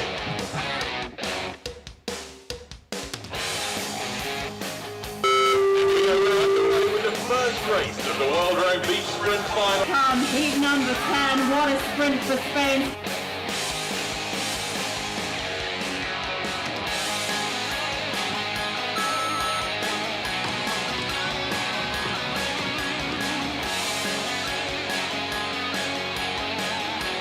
David Hussey goes sprinting down the beach here.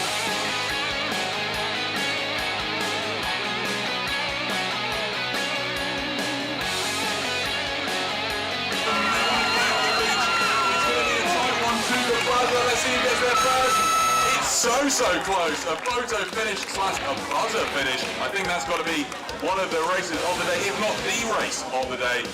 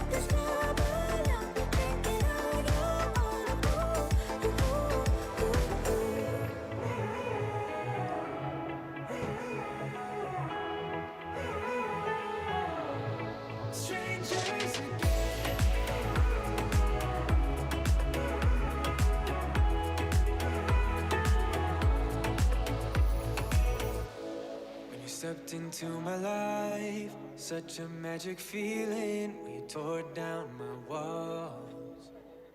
I wish I could go back to right before you told me I'd try to change it all. But look at us now, could have gone so far. It hurts to realize we're parted.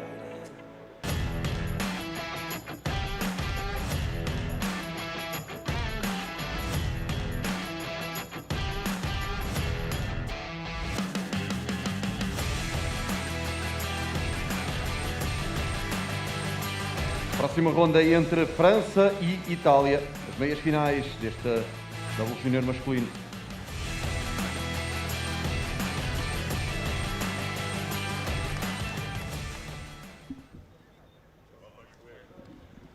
Well, folks, we're ready for the first semi-final now. Lining up for France. In lane 1, Donovan Savary and Remy Rabal.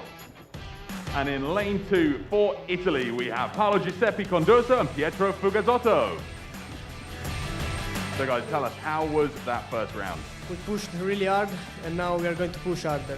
Yeah, any secret strategy for this race? I'm not gonna tell it. Very good, you keep that to yourselves. How was the first round? First race okay? Yes, yes. Good, what are you gonna do for this race? Yes. Yes, yes, that's what we like to hear. You go after it. Well, good luck. Go and get yourselves ready. Semifinais então entre França e Itália.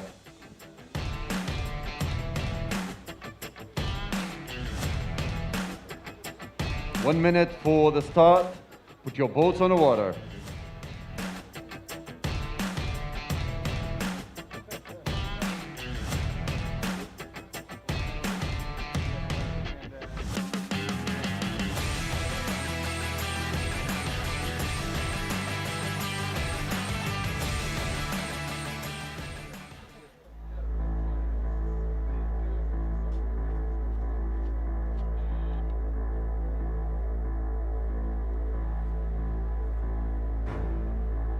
Get ready. Attention.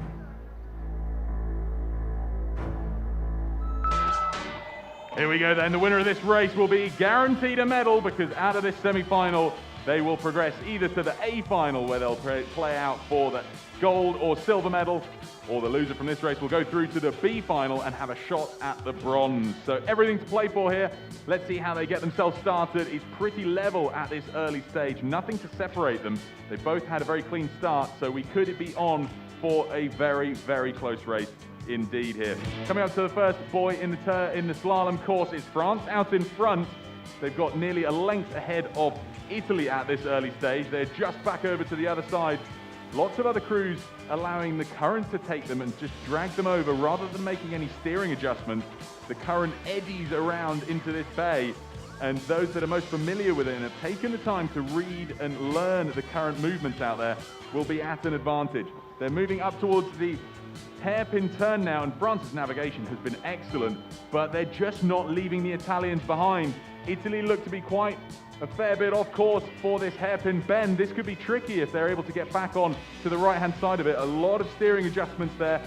Tricky to tell from the camera angle, but they have just made it around to the correct side of the third buoy.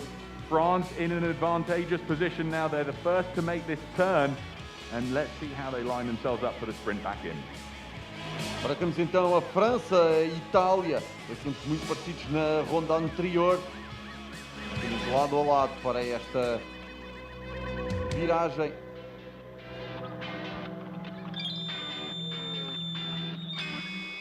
We've got France at 38, we've got the Italians at 39 strokes a minute, and France now rocketing out into a big lead here. They've got 2 lengths up already.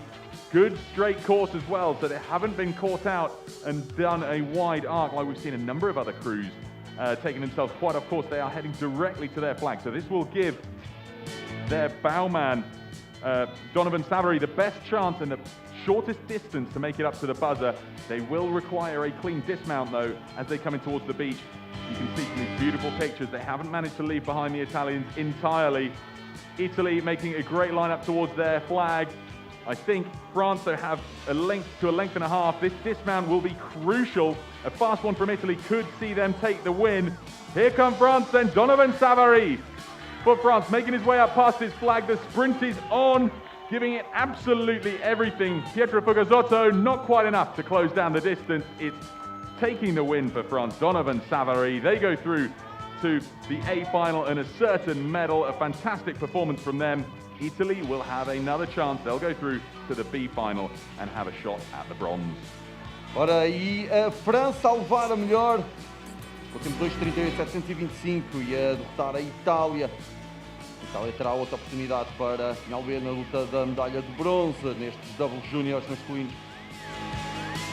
A próxima ronda será entre Espanha e Japão. Japão que remou sozinho pela ausência da Bielorrússia.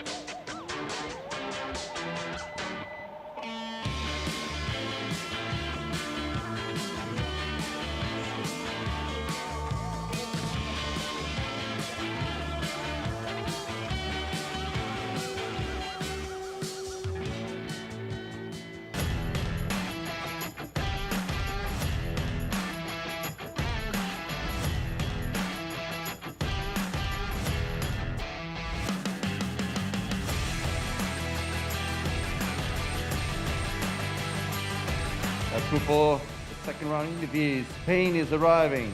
Come on, boys.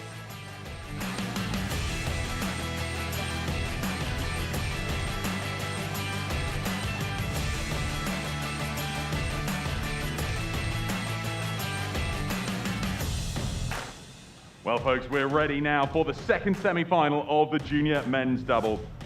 Lining up here in lane 1 for Japan, Yoshida Yutaro and Shiraishi Ryoma. And in lane 2 for Spain, Miguel Salas Cordoba and Jaime Soler Bernaldez. Right, folks, how was the first round then? Tell us, your first race, good? Good. Very good. You happy? Yeah. What are you going to do different this time? Yes. Yes. Very good. Well, good luck. And over here, how was the first race? Yes, we rode very good and we are very happy. Very happy. And what are you going to do differently this time? We try to do similar and pass to the final. Brilliant. Well, look, very good luck. Say hello to the folks from home. Go get yourselves ready. Well done. Vamos então para na meia-final Espanha e Japão. Espanha a remar uma linha diferente que fez na rodada anterior. Espanha uma das favoritas aqui nesta categoria de double junior.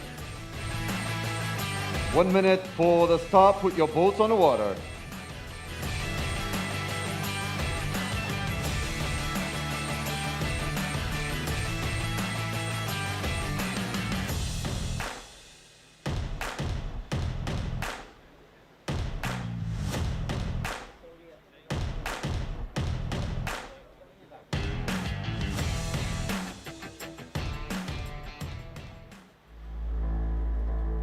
Get ready.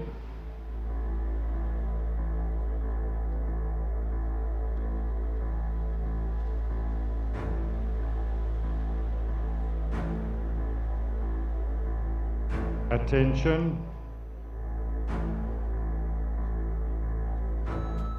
Here we go then, we're going to find out who's going to join France in the A final, the gold medal final, later on this morning. It's a rapid start for Yutaro Yoshida for Japan, getting into the boat first.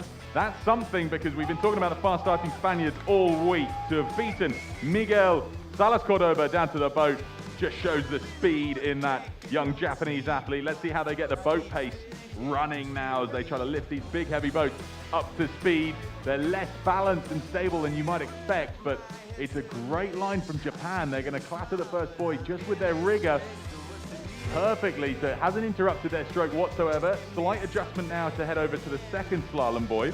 Let's see who's out in front. Tricky to tell with these camera angles, but Spain leading the way now towards the second buoy by a good 2-length margin. They've gone down the correct side of that, so no penalties at risk at this stage. Ora está a Espanha e Japão. A Espanha que tem demonstrado aqui ao longo de todo o fim de semana uma entrada na água muito rápida, especialmente nestas categorias de júniores, têm sido fortíssimos, mas o Japão desta vez correu mais rápido e a abrir um pouco a passagem. Relembro que o contorno da boia tem que ser feito pelo sítio correto e Espanha já o está a fazer, portanto a correr bem. Espanha passará à próxima ronda. O Japão teve que corrigir ali a trajetória. Spain untouchable as they make it around their buoy. Slight issues there, looks like in the bow seat.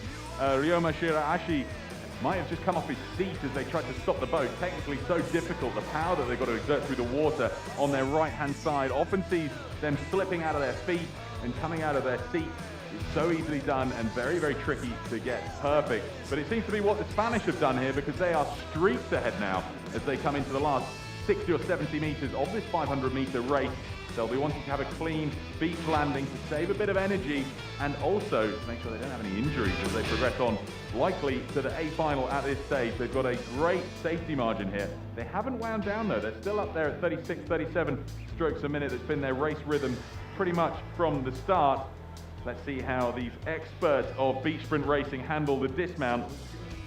We'll be seeing here in the bow seat, Jaime Soler Bernaldez making the dismount. Last couple of strokes, not rushing himself. He knows he's got a safe margin, but he is going to give it everything up the beach here, not looking to conserve energy for the final, which is in just a couple of races' time. Here we have Jaime Soler Bernaldez taking the win for Spain. They progress on through to the A final, where they'll contest with France for the gold medal. So Spain will be delighted. They'll be leaving this event with a medal. The question is, which color?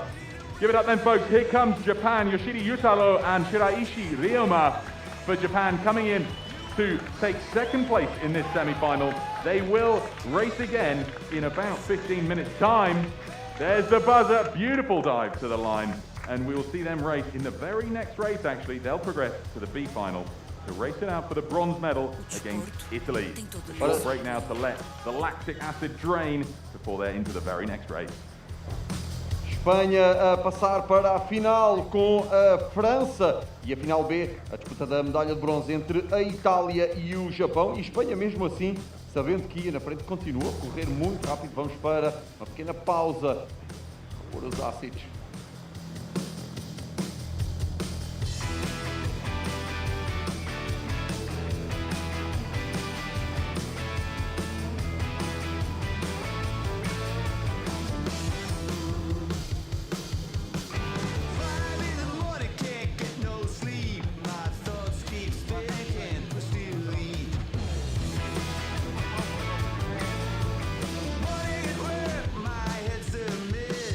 Keeping the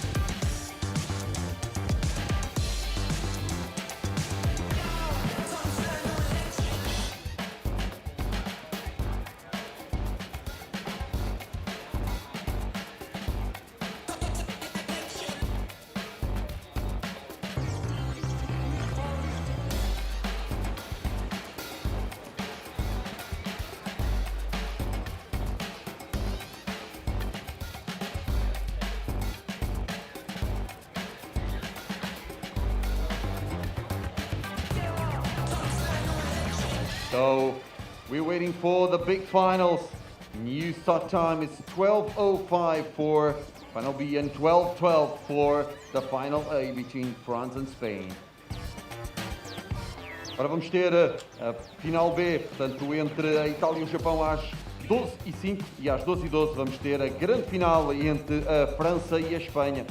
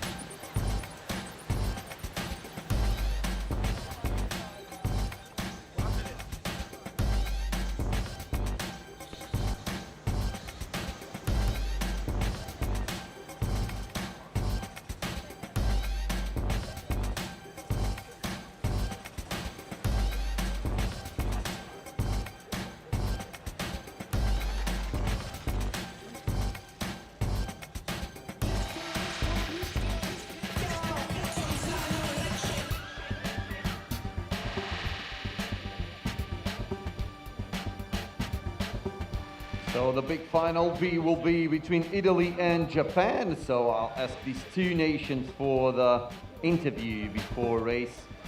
Italy and Japan, let's join us.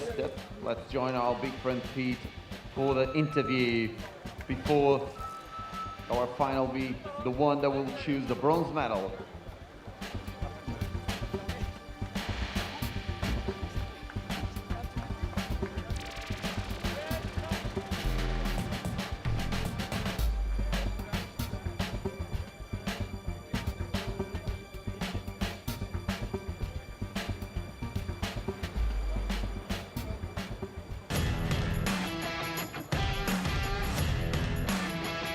Well, folks, we move on now to the B final for the junior men's double. Lining up here for Japan, Yoshida Yutaro and Shiraishi Ryoma. And in lane 2 for Italy, Paolo Giuseppe Condosa and Pietro Fugazzotto. Well, folks, it's the bronze medal race. Pressure is on for the bronze medal. How are you feeling? We are really tired, but we're gonna take the bronze. We want it. You want it. Well, you go after it. Good luck. Any message for your friends and family at home? Mibu Masaki. Good luck. Say hello to the friends and family at home. Get yourselves ready. Vamos então para a disputa da medalha de bronze entre Itália e o Japão. A Itália a dizer que quer a medalha de bronze e o Japão a mandar cumprimentos para casa através do nosso direto do worldrowing.com.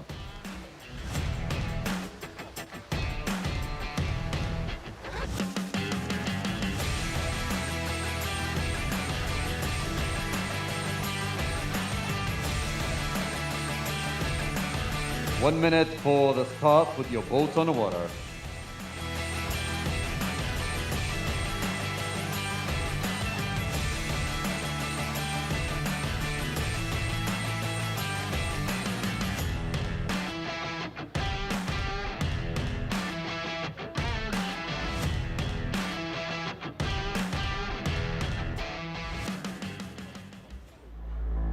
Get ready.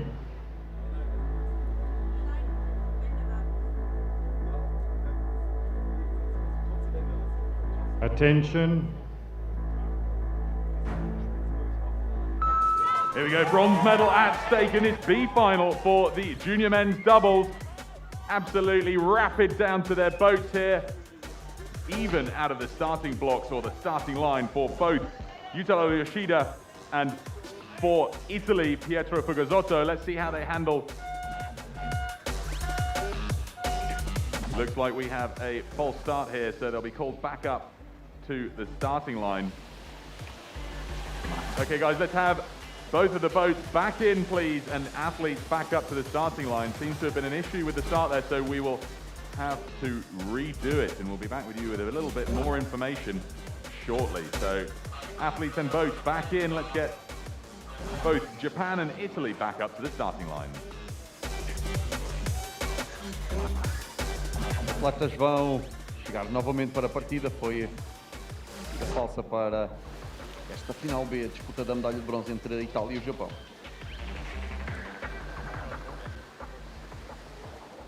Okay, so we have news on what's occurred here. It's a yellow card for Japan due to a false start. The bowman jumping in just a little bit too early. Yutaro Yoshida in the bow seat. It's really important that until the buzzer goes, the athletes are out of their boats. So they're not to get into their boats until the buzzer goes and the umpire drops their flag.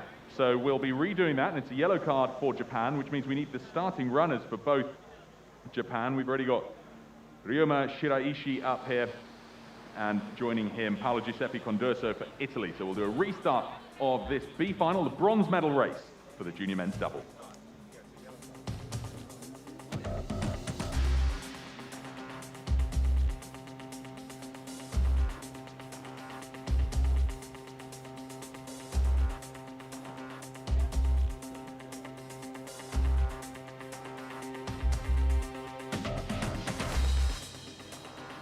Japan, yellow card, false start. Get ready.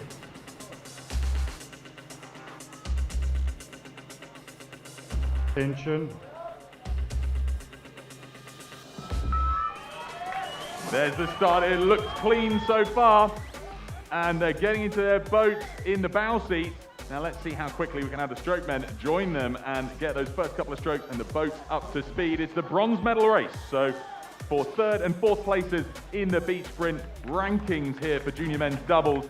Looks to be a good clean start for both of these boats as they now get underway. Not much separating them at this early stage. I think Japan might be just a nose ahead as I see it. It's tricky with the camera angles. They come up past the first boy in the slalom. It's Japan by a canvas, so nothing really in this race for bronze.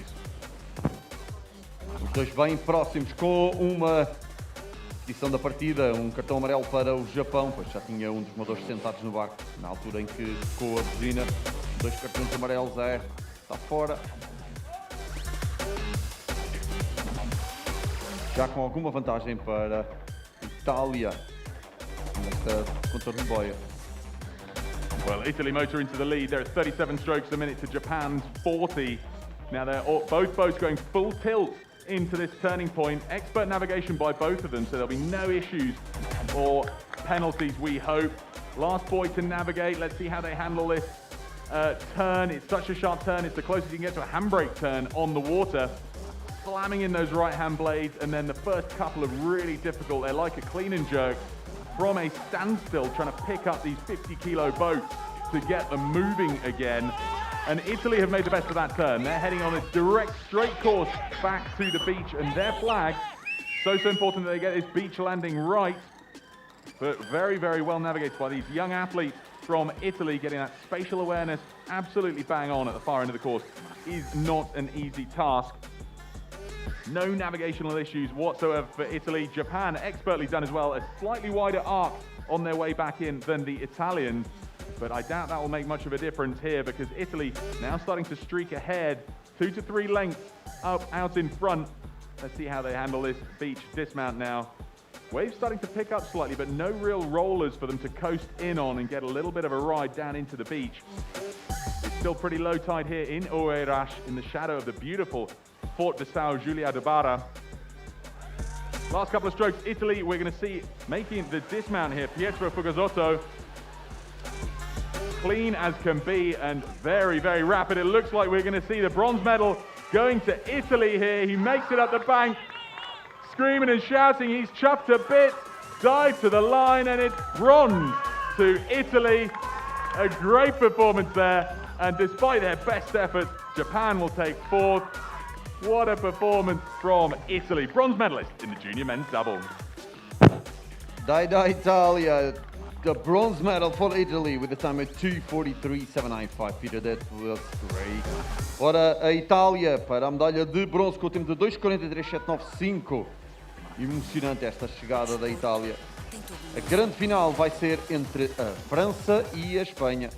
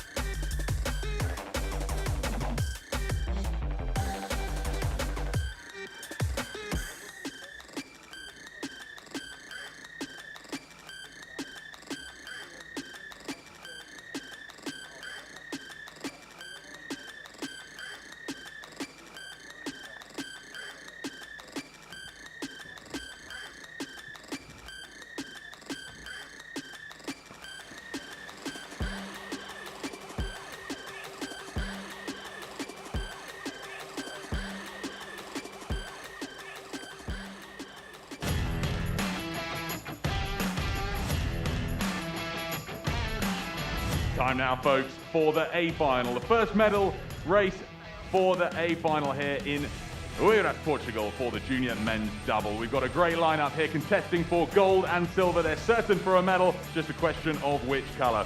Lining up in lane 1 for France, Donovan Savary and Remy Rabal. And in lane 2 for Spain, Miguel Salas Cordoba and Jaime Soler Benaldez. You've got a pretty strong shot at a medal here. The question is which color? Anything you're going to do differently going into this A final? No, we're just going to try to do it like the semifinals because it went good, and so we try to do it as well as in the semifinals. Yeah, great. It looked like a really good and fast race, so well done. And over here for France, a great race in the semi-final. What are you going to do for the final? Yes, yes. Yes, yes, oui, oui. Excellent. Well, look, very best of luck. Say hello to the friends and family at home. Good luck. Go get yourselves ready.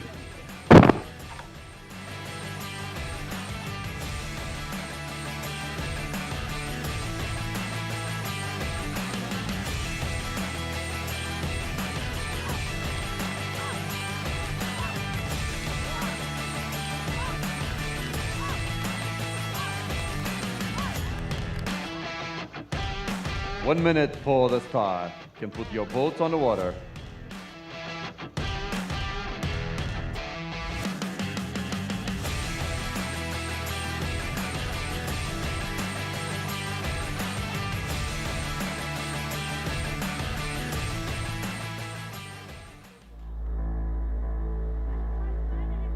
Get ready.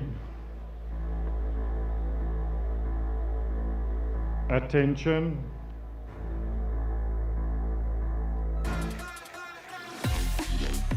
Then it's all to play for, gold or silver, Spain or France, which color and which country.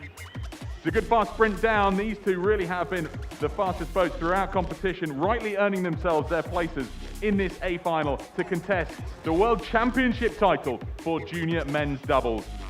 Good clean start for both of them, nothing separating them at this stage, looking pretty level. Perhaps France a nose ahead as they come up to the right-hand side of the first slalom buoy. Expertly navigated. You want to either hit it with your rigger or not hit it at all. That hasn't upset their racing rhythm or their blade work whatsoever. They're half a length now ahead of Spain. It's a really fast and powerful combination here. Donovan Savary, Remy Rabal alongside for Spain, where we've got Miguel Salas Cordoba and Jaime Soler Benaldez.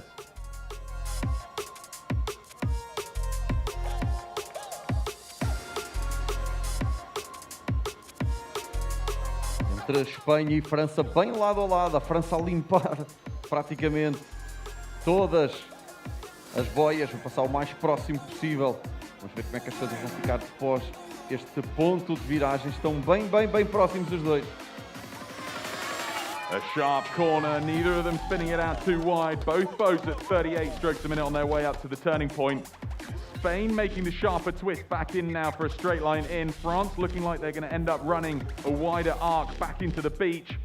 Although just as I say it, Spain not correcting as much as I first thought. We may see them run into some of the lane one boys unless they make more adjustments here. So both boats taking quite wide arcs back and looking pretty level at this stage. It's going to come down to the beach sprint. We could be on for a photo finish here on the finish line. So we're going to have to see how this one turns out. It's everything to play for. Gold or silver here in the junior men's double. Coming back into the beach now, really nothing separating these two boats. Spain have corrected back over to their side. They'll need to do that because their runner in the bow seat, Jaime Soler Bernaldez, will need to make sure that he goes around the correct side of that flag. France now perhaps a length behind Spain. It was a really strong push for Spain in that last 100 meters.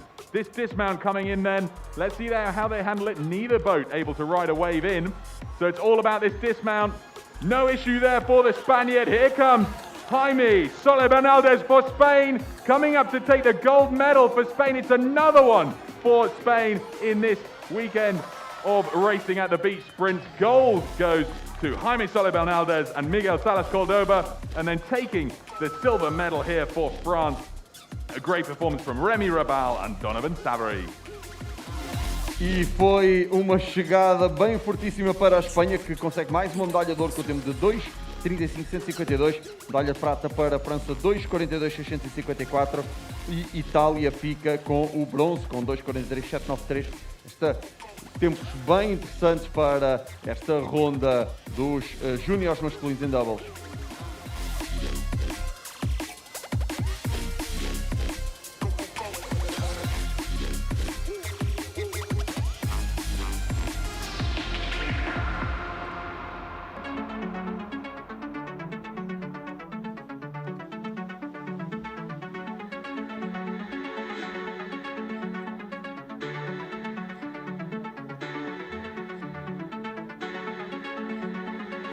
It's time that we put out the fire. With every breath I breathe you out. We just can't take it any higher. It's only fair we let each other go. And we will be back for the junior women doubles at 12:34 in about something around 15 minutes, less than this. And we will be back again for the quarterfinals of the junior women doubles. Voltamos às 12h34 para os quartos finais júniores femininos em doubles.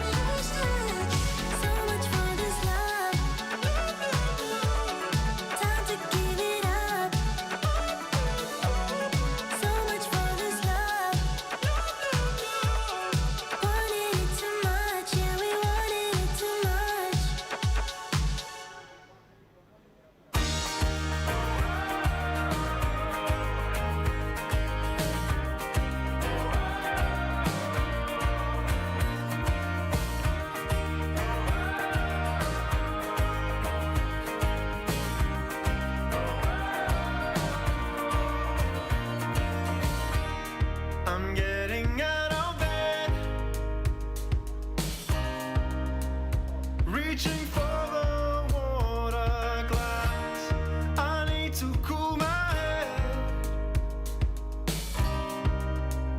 Yesterday evening's all I miss, and I know you're still in town.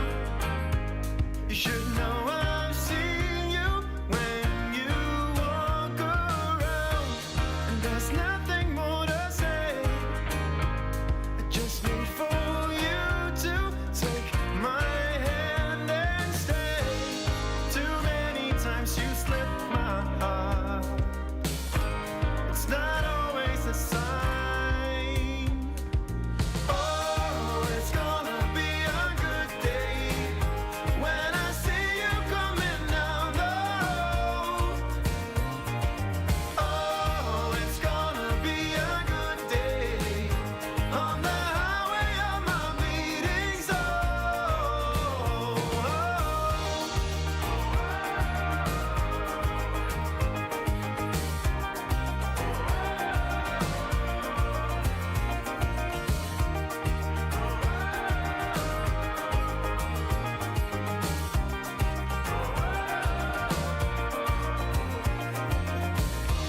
When I start to lose control,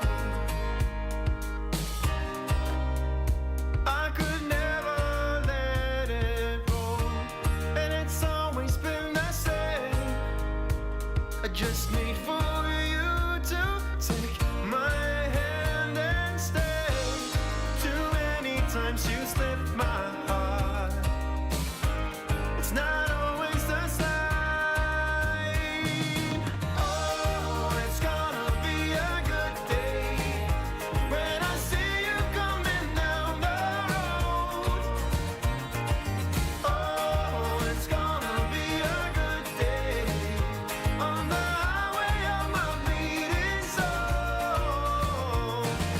Oh, it's gonna be a good day when I see you coming down the road.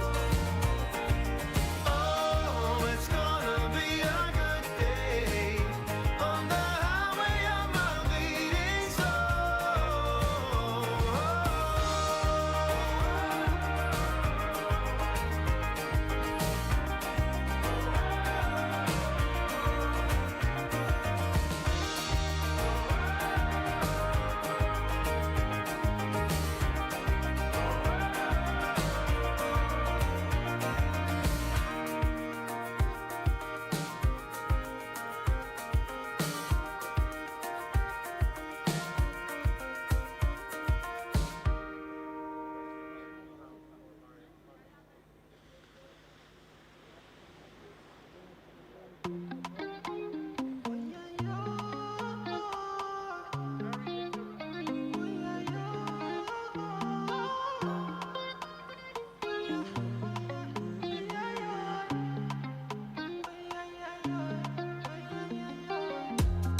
My baby, I like you. My baby, I die for you. See you, I see you. My baby, I ride with you. My baby, I don't cover that, I die for you. I pray to the Lord, I rise to the Lord.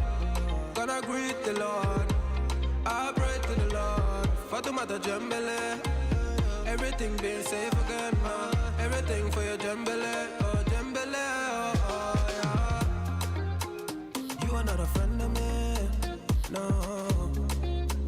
Baby, you mean more to me, more to me. You are not a friend of me, no. Baby, you mean more to me, more to me. Ooh, promise, Bobby, call you back, yeah. Oh, yeah, yeah. You looking like me, oh yeah, oh yeah. You see me be like, I'm not a naughty rider. Let me please you right tonight.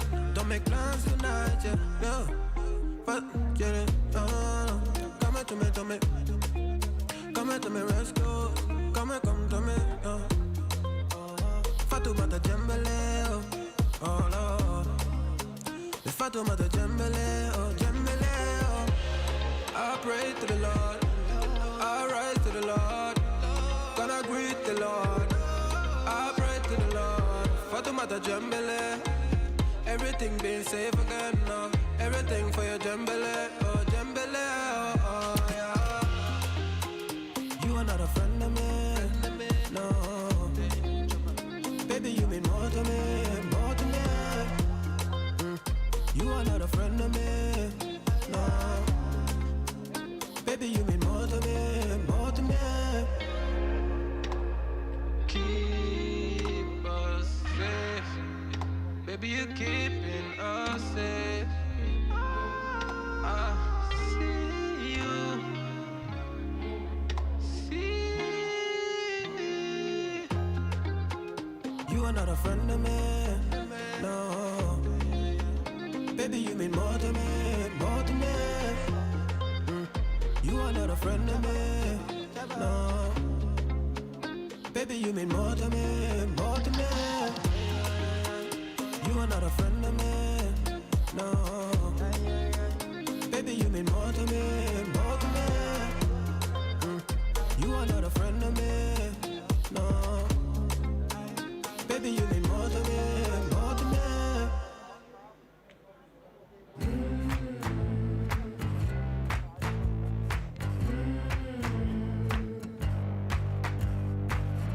Listen up, I gotta tell you. Something you should know. I have never really liked you at all. I cannot hide it anymore.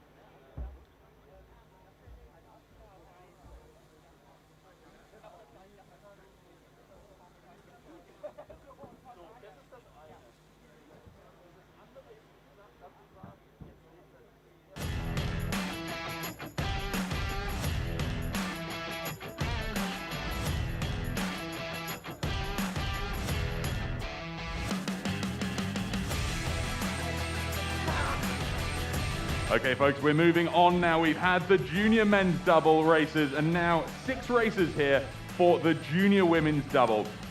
Lots and lots to look forward to here in the junior women's category. Lining up here then in lane 2 for Sweden, we have Tyra Carlton and Stina Bujala. And in lane 1 for Germany, Carla Strasberger and Monica Bunshu. Well, we'd love to get to know you a little bit better, so let's start with, where are you from? Well, we're from Sweden. Whereabouts in Sweden? Kungälv. It's near Gothenburg. Excellent, near Gothenburg. And which club do you race for? Kungälvs roddklubb. Kungälvs Road Club. Excellent. Well, look, welcome. Very well done getting here to the quarterfinals. And ladies, over here, whereabouts in Germany are you from? So we are from Ulm. It's in southern Germany. Excellent. And which clubs do you race for? We're racing for the Oeiras Ruderclub Donau. Excellent. Well, look, very best of luck. Say hello to the friends and family at home.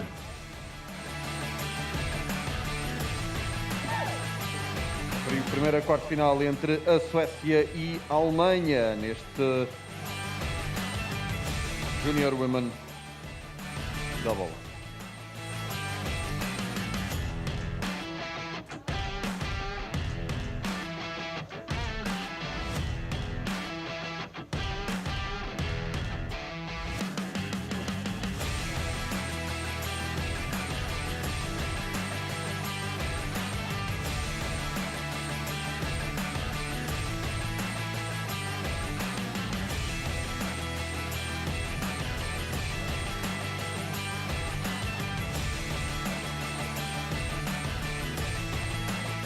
One minute for the start. You can put your boats on the water.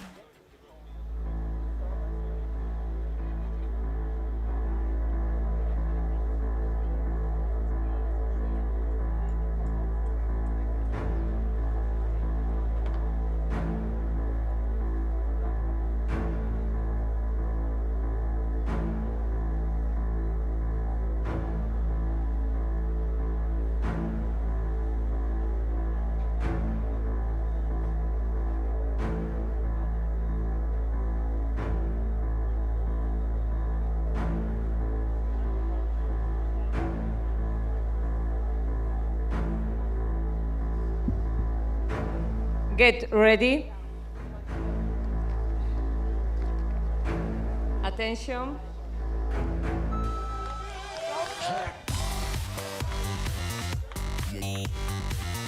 We're underway now with this first quarterfinal for the junior women's double.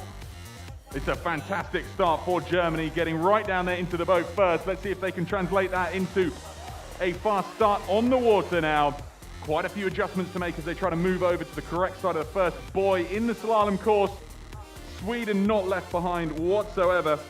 They're moving over onto the right-hand side as well. Let's see how they handle this slalom course now. It's also important to get the navigation right. Germany out in the lead by about a length through the first buoy. They'll be looking to build that speed now, make a few adjustments over towards the second buoy. E até a primeira competição dia de hoje nas júniores femininas, com a Suécia e a Alemanha bem paralelas uma à outra. Temos duas embarcações, duas nações muito próximas em termos de desporto. Well, passing the second buoy, Germany had a bit of a clattering there. They're at 40 strokes a minute to Sweden's 42. That may have actually set them up for a better course to approach the third hairpin buoy that they've got to spin around. But things level now, so that opened the door for Sweden to get back on terms, and Sweden are so close to that buoy. They hit it on the way past. That can help at times to help you drag on one side and turn the boat around. You can also easily get tangled in it, so it could be a race stopper if you get that wrong. But it's a nice tight turn from Sweden, slightly wider for Germany. Let's see how they set themselves up for their lines back in, the straight line back into the beach. Beautiful bright sunshine here. We're barely able to see the boat. It's so bright. And we can see Sweden, the straighter course back in, Germany arcing out a little bit wider. Sweden now pulling out to a bit of an advantage, perhaps a length up on Germany, passing the second boy, so there's about 80 or so meters left for them to race to get back into the beach here and the sprint up to the finish line. Really not much in it now. Germany have made a couple of corrections and are now trying to pull back on terms with Sweden in towards the beach. Very little separating them here. Germany now less than a length behind Sweden, the current leaders. It's going to come down to the finishing sprint. Being a quarterfinal, one crew will be knocked out. The other will go on to face France in the first of the two semi-finals. So lots to play for here and an opportunity to contest for medals. Critical that they get up this beach quickly. Sweden nearly able to ride a wave in. Germany might just get the luck of this wave trailing them to give them a little bit of a shunt up the beach. It can be deceptive though, with the wave lifting the stern too much. It can cause the bow of the boat to jab into the sand. Here we go then for Sweden. Coming in to take the win, Stina Bujala of Sweden will hit that buzzer first, securing their place through to the semi-final. And despite a great effort here from Germany, Carla Strasberger, Monica Bundschuh take second in this quarterfinal for the junior women's double. Sweden will go on to the semis. E a Suécia a passar para as semifinais. 3-0-1, 2-3-7. Vão encontrar as suas adversárias entre Portugal e Espanha no próximo hito de quartos finais.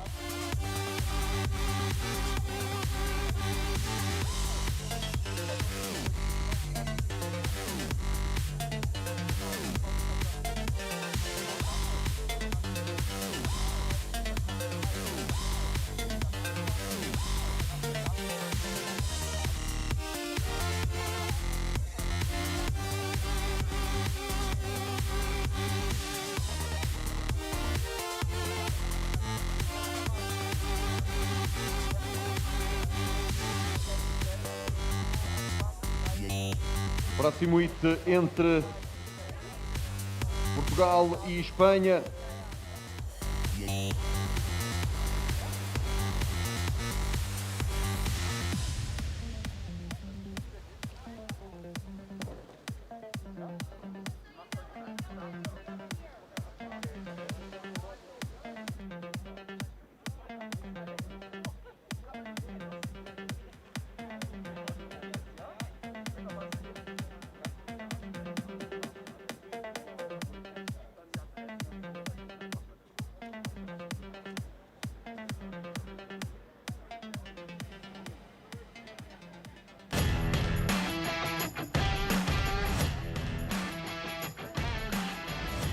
Moving swiftly on now to the second quarterfinal for the junior women's double. Lots to play for here and one of the coveted places through to the two semi-finals taking place in just a moment. So folks, let's hear it for lining up in lane one for Portugal, Marta Condesso and Matilda Pereira. And in lane two for Spain, Esther Linares Buarez and Eva Fernandez Marco. So ladies, we'd love to get to know you a little bit better before you race. Maybe you could tell us, where is it you're from in Spain and which clubs do you race for? I race in Santa Pola Nautic Club and she raced in Club de Mar, Club de Lillot. Excellent. And how did you get to be racing here for Spain? Did you go through selections? Yes, we go to the Spanish Championship and we classified. Well, very well done and congratulations for being here. Quarterfinal next, well done you. And over here, ladies, whereabouts is it in Portugal that you're from and who do you race for? I'm from Figueira da Foz and I race in Ginásio Clube Figueirense. Excellent. I'm from Aveiro and I race for Galitos, Clube de Aveiro. Brilliant. And how was your journey to get here representing Portugal? Good. You have to do selections? Yes. Well, very well done. You've made a great achievement to be here on home country representing Portugal. Both of you, very good luck. Say hello to the friends and family at home. É o hit número 2, quartos finais entre Portugal e Espanha. Marta Condesso, Matilde Pereira, Esther Boades e Eva Marco. 1 minute for the start. You can put your boats on the water.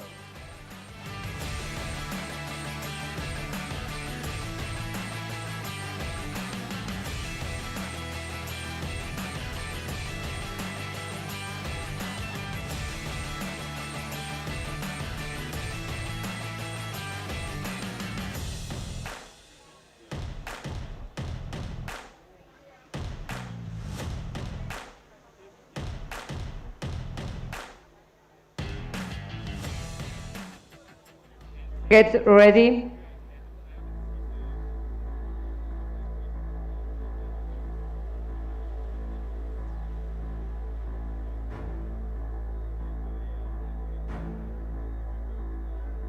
Attention. Here we go then, the winner of this race going on to face Japan in the next round, the semi-final after this.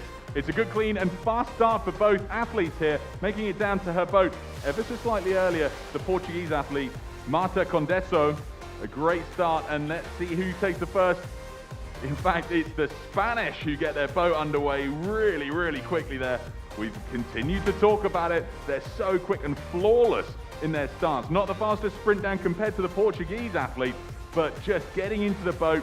They've clearly been practicing that and getting the first strokes underway.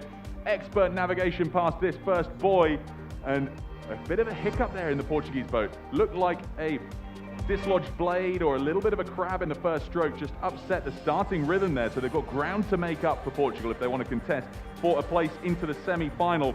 This being a quarter, it's a knockout round, so you need to win this to then go on to race the semi-final and stand a chance of getting into the A final. Of course, if they lose in the B final, they'll progress through. If they lose in the semi-final, they'll progress to the B final and still be in with a shot at the bronze. E Portugal com uma saída ali mais difícil. Os espanhóis já quase a chegar ao ponto de viragem. Procura de quem vai ficar para ao lado da Suécia. Here comes the turn then, Spain going a little bit long around that. That adds distance that they've got to row. If you think about it, you go one length past that buoy, that's 2 lengths that you've got to make up because you've got to row back the distance you overshoot. Spain though first to start picking up the boat speed again and are already running a fast course back into shore. The margin eroded ever so slightly. There's only 2 lengths in it now, so Portugal trying to get back on terms. They've had a good race up to the far end. That start could be costly if they're not able to close down this distance back in towards the line. They'll have a lot of support on the shore here from the local Portuguese fans swarming all over the beach. You can see the beautiful Port de São Julio de Barra in the background.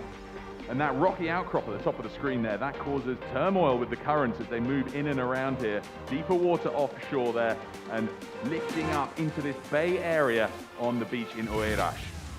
Now coming into the beach, Spain going a little bit wide. They'll have noticed they've crossed through the first and second slalom buoys and could be a little bit wide of their flag. So we'll see how they fare coming into shore now. That's opened the door for Portugal to make amends for that slightly slower start that they'd have hoped for.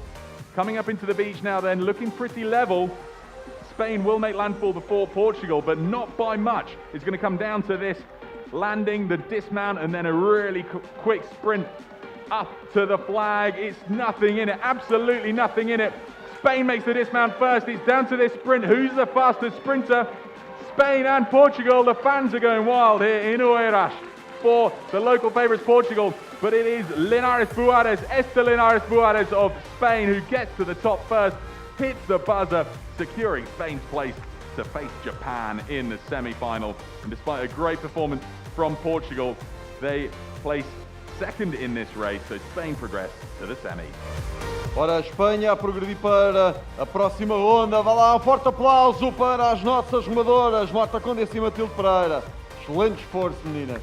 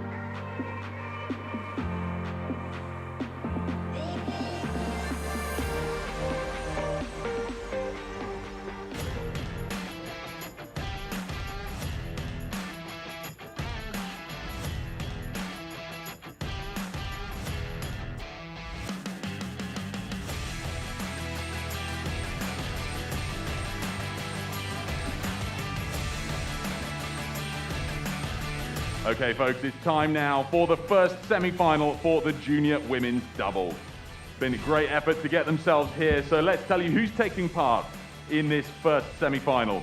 Lining up in lane 1 for France, Elise Beguin and Maxence Dupuis. And in lane 2 for Sweden, Tyra Karlsson and Stina Bujala. Well, ladies, tell me about that quarterfinal. How did it go? Yeah, it was really hard. Yeah, that's all I have to say. Anything you're going to work on for the next race? Well, maybe get some longer strokes and keep calm and keep the speed up.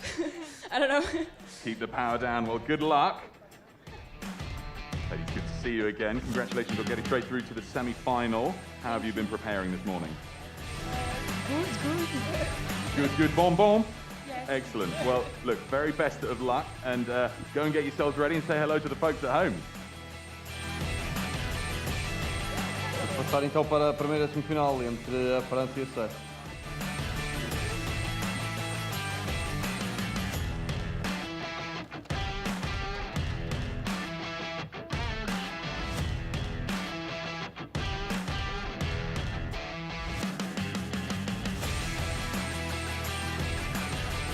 One minute for the start, you can put your boats on the water.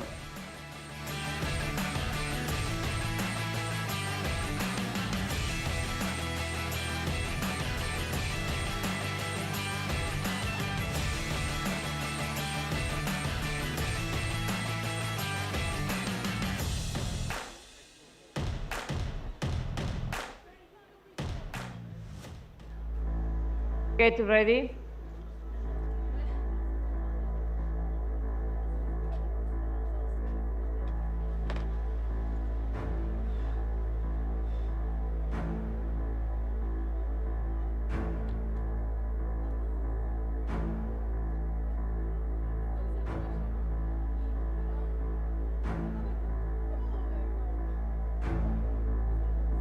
Attention.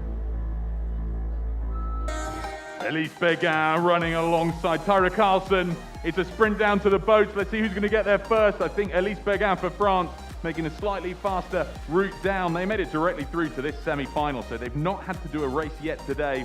There'll be that much pressure in the legs, that much pressure in the mind to combat this 500-meter course. Oh, it looks like it was a troublesome one there in the bow seat. Maxence Dupuis coming off her seat. It hasn't upset them too much, just missed a stroke or two to get back on. And we're underway now. A clean start for Sweden. Not quite as quick as the French, but they're underway and looking pretty level as they come up to the first slalom buoy.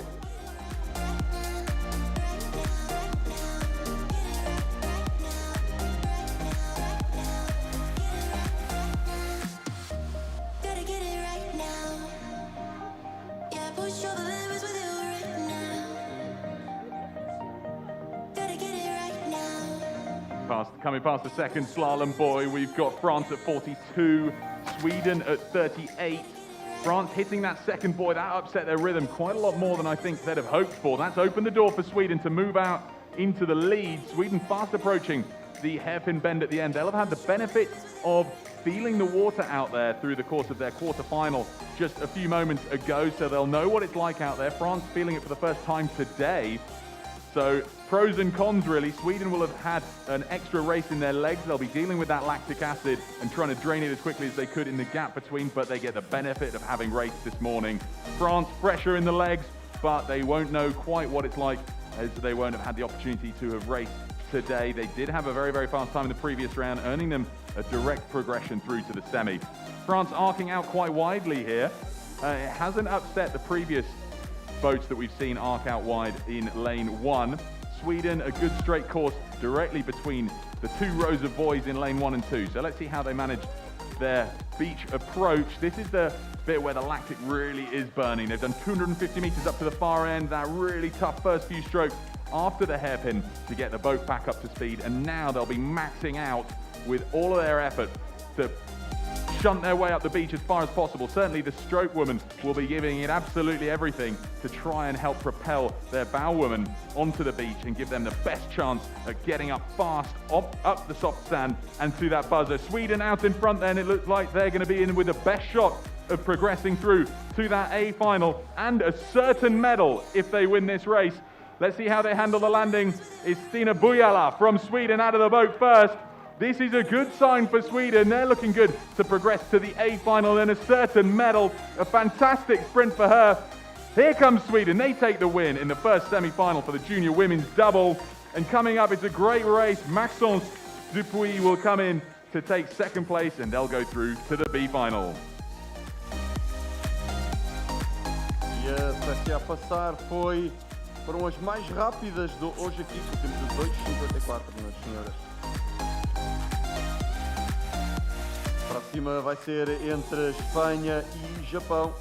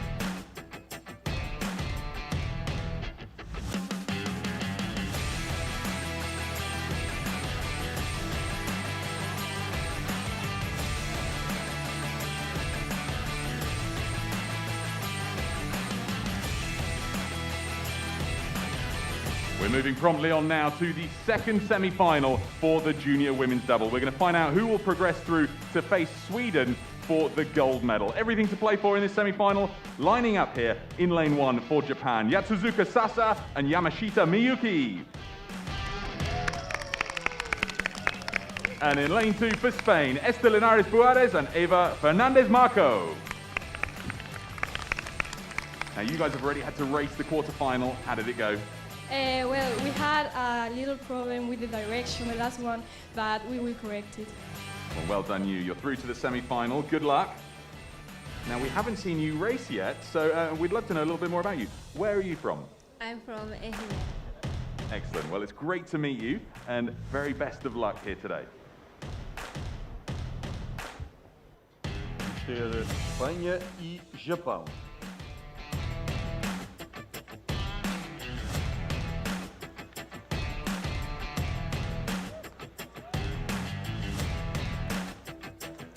One minute for the start. Put your boats on the water.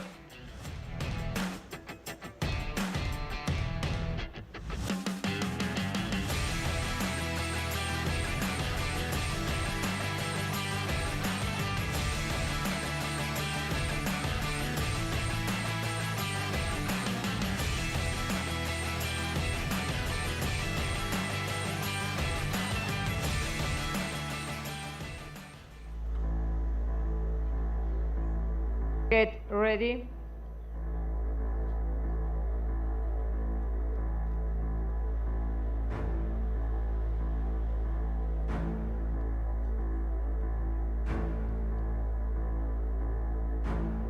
Attention. Here we go then, it's fast up for Japan. Really rapid sprinting down there. everything about this start. Spain getting down to the boat behind Japan, but we must never discount Spain when it comes to fast starts because they'll be rapid at getting the boat started. She's in second, but they're the first to take a stroke. Let's see if that wave upset them. Not in the slightest. Spain so quick at getting that boat underway. There's something going on in that stroke seat. She's just absolutely nailed it every time. Linares Buarez is just leaping into that boat. It's as though her feet have magnets to pull them right into the shoes, and she's underway without any issue at all. Japan are going to hit this buoy. Let's see if that upsets their stroke. No, they've handled that absolutely fine and are in fact now leading Spain by the smallest of margins as they come up towards the second buoy. Let's see how they adjust. There's a lot of friends on the banks here. Their boat handlers helping to make sure they're going in the correct direction. Arms waving, gesticulating all over the place to try and get them navigating the tightest route possible. They want to be rowing the shortest distance throughout this 500-meter sprint.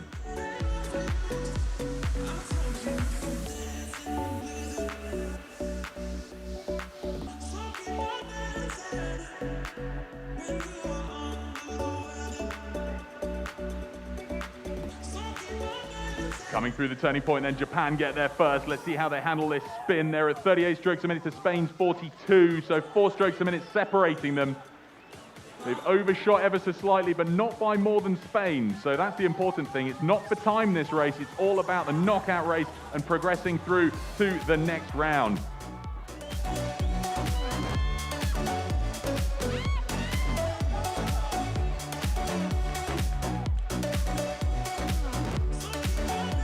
Japão a conseguir virar muito bem e a vir em direção à praia, a navegar bem direito. A Espanha teve necessidade de corrigir. Os espanhóis também muito fortes. Vamos ver como é que as coisas vão ficar na chegada aqui à praia.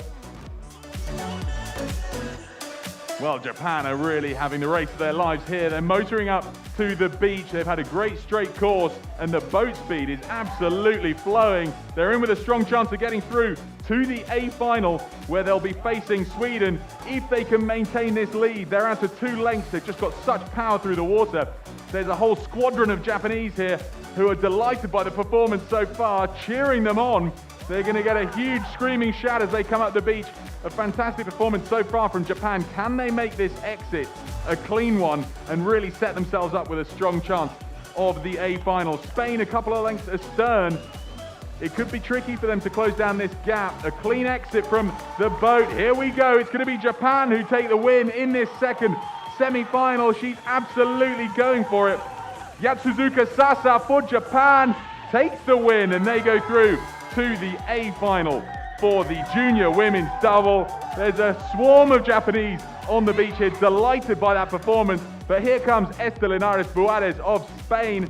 They'll take second place and we'll see them race in about 15 minutes time for the B final and their shot at the bronze medal.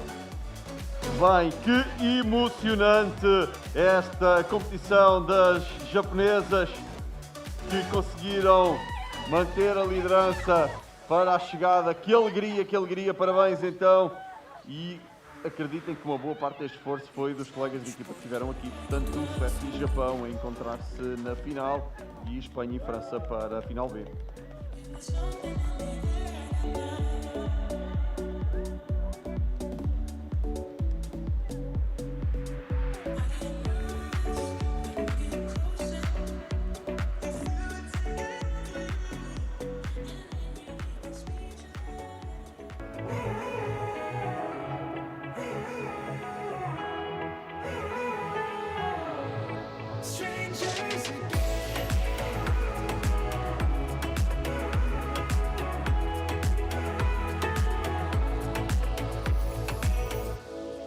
Stepped into my life, such a magic feeling when you tore down my walls.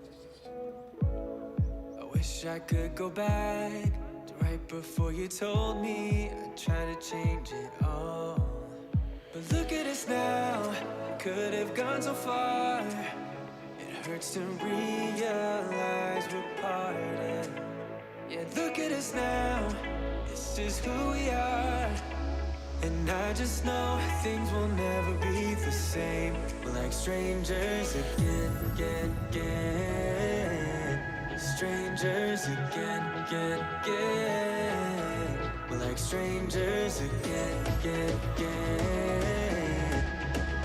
I just know things will never be the same. We're like strangers again.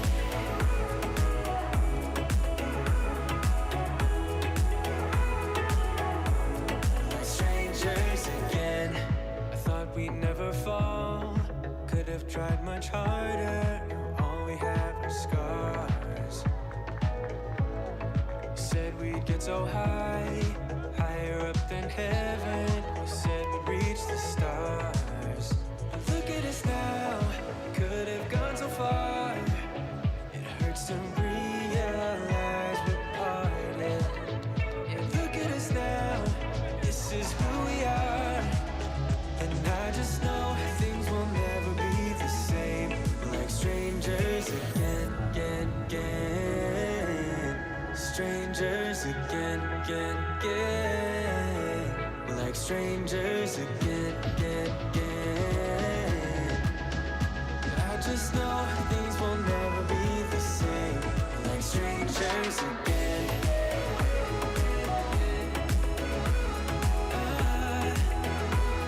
What a day we've had here at the 2021 World Rowing Beach Sprint Finals, day one of racing. It's been mostly time trials through the day, but towards the end of the day, we've had the first knockout rounds in some of the boat classes.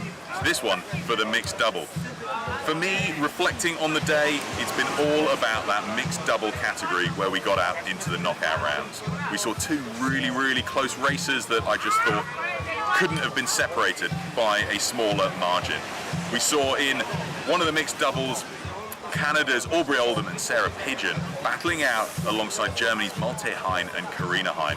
In the end, Canada won by 0.2 of a second. It was a fantastic dive to the line right here on the finish line. Both athletes reaching for that finishing buzzer. And then in the very next race, we saw it happen again. There, we saw Poland's Agnieszka Kobieta-Zawojska and Maciek Zawojski battling it out against Ireland's Aoife Lynch and David Hussey. Another 0.2 of a second separating them, and a real turbulent bit of emotion, because for a moment nobody knew who had won. For a moment everybody thought it was the Irish, there were celebrations, and then turns out when the official results came through, it was in fact Poland. And being the knockout rounds, that's your place in the competition, whether you make it through these repêchages or not. When I look at some of the other boat classes though, I've got to call a standout athlete for me was in the women's solo. Maya Cornu, young athlete from France. She was one of the first racers in the women's solo, racing alongside the American, and she set the benchmark time in the first heat, the first time trial for the women's solo of 3 minutes 02. Nobody came close to her for the rest of those heats and time trials. So she's going to be one to watch as competition goes on. But here in Oeiras, Portugal, it's been a really beautiful day of competition. We've got a lot more to come through the course of tomorrow and Sunday as we get into the final 8, the quarterfinals, which are closely followed by the semis and then the 2 finals. So loads to look forward to here in Oeiras, Portugal.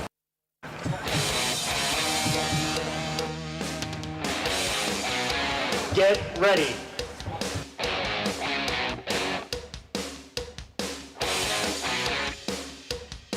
Attention.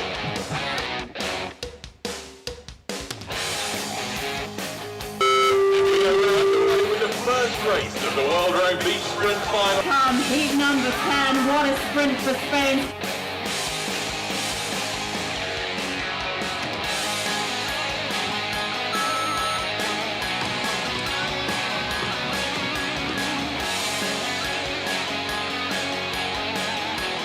David Hussey goes sprinting down the beach here.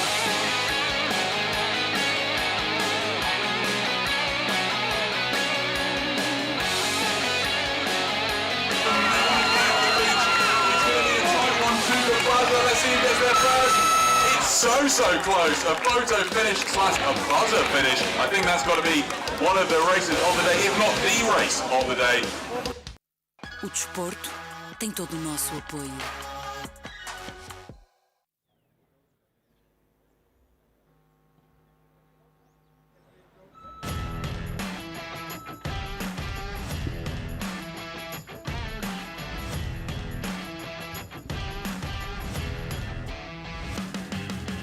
Well, folks, we move on now to the medal finals. First up, it's the B final, the bronze medal final for the junior women's double.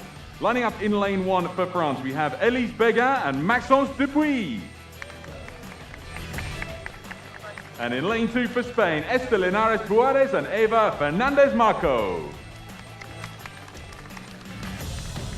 So, ladies, you've had the semi-final. How was it, and what are you taking forwards into this bronze medal race? Well, it went quite good, and we are going to be full of fast at this one. So you're going to go after that bronze medal. Well, very good luck. And how about for you? How was that semi-final race? Frustrated. You're very frustrated, yes, Yes. I can imagine. Well, you've still got a shot at a medal, a bronze medal opportunity now. So let's have a huge cheer into the camera. Get yourselves ready for the bronze medal. Okay, well done, ladies. Go and get yourselves ready. Vamos ter então a luta pela medalha de bronze entre a França e a Espanha.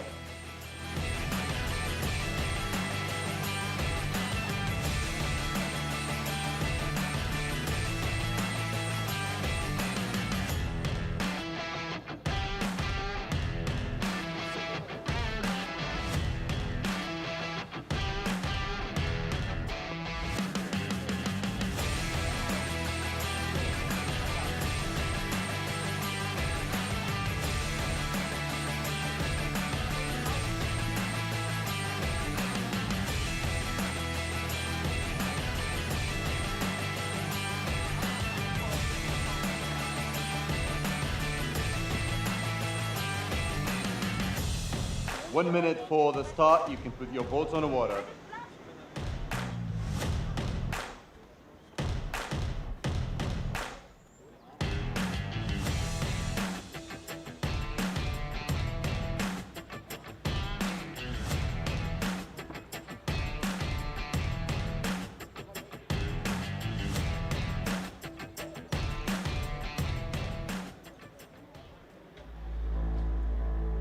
Ready?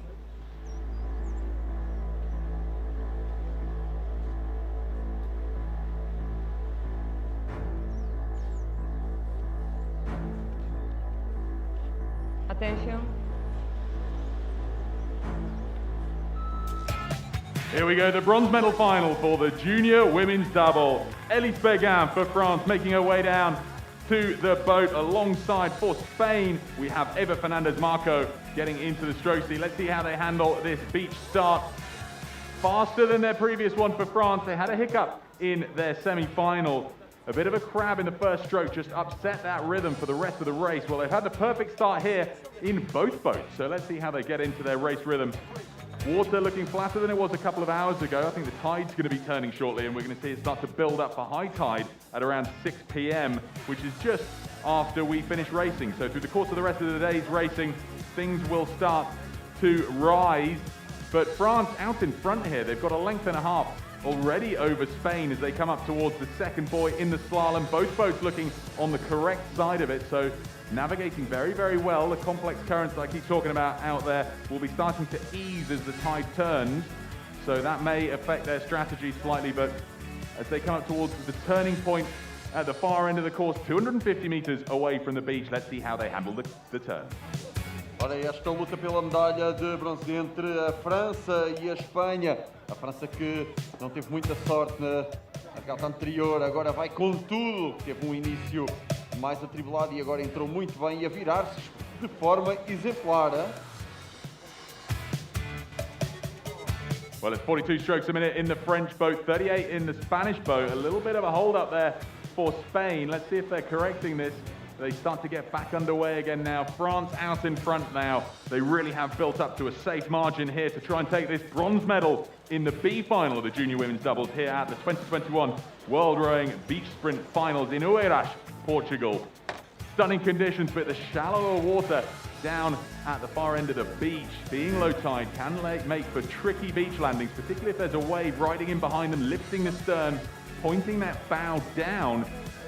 We saw a couple of turbulent crashes through the course of the junior women's solos yesterday, so we're always crossing our fingers and toes that we have some safe landings here through the course of these races now. But bronze medal at stake in the junior women's double. France out in front and looking pretty safe here. I think Spain just dropping back slightly, but France, a perfect navigation of this 500-meter course. They'll be coming in certain for the bronze medal, clearly showing a bit of frustration at their semi-final race, but at least this performance they'll be able to look back on with great pride, because this is just the sort of race that they'll have been hoping for.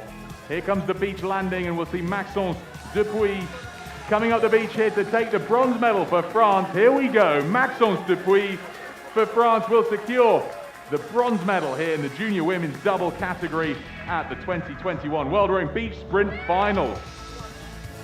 And then leaping out of the boat here, we have Esther Linares Buarez of Spain coming up to take second place in this B final. A great performance from Spain, such fast starters, racing all the way into the line. Very well done, Esther Linares Buarez and Eva Fernandez Marco from Spain.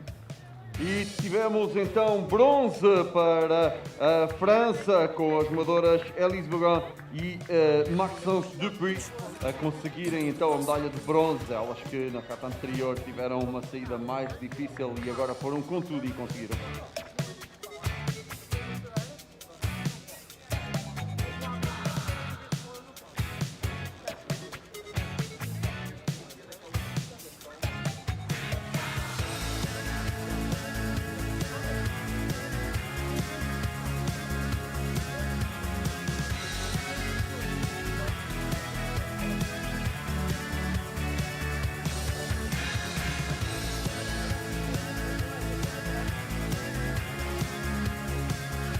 A grande final vai ser entre a Suécia e o Japão. Uma grande comitiva aqui a dar força às suas remadoras.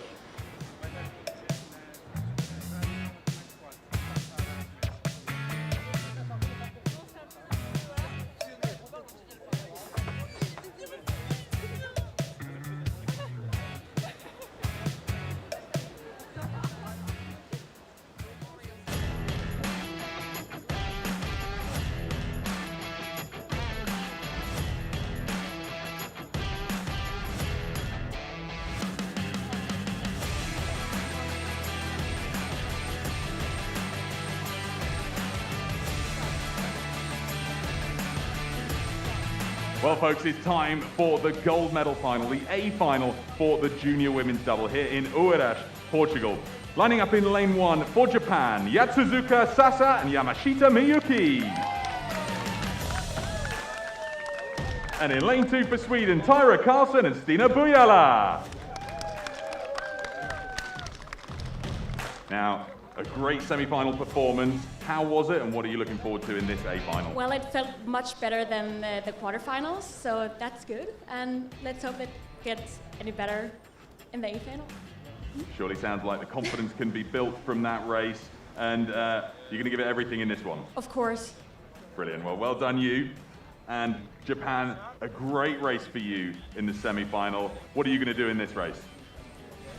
We give it everything! Ganbarimashou!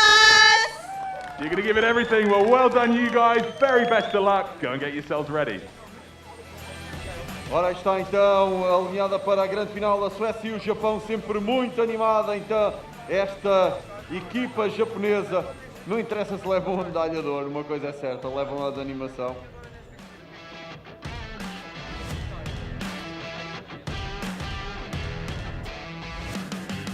One minute for the start. Put your boats on the water.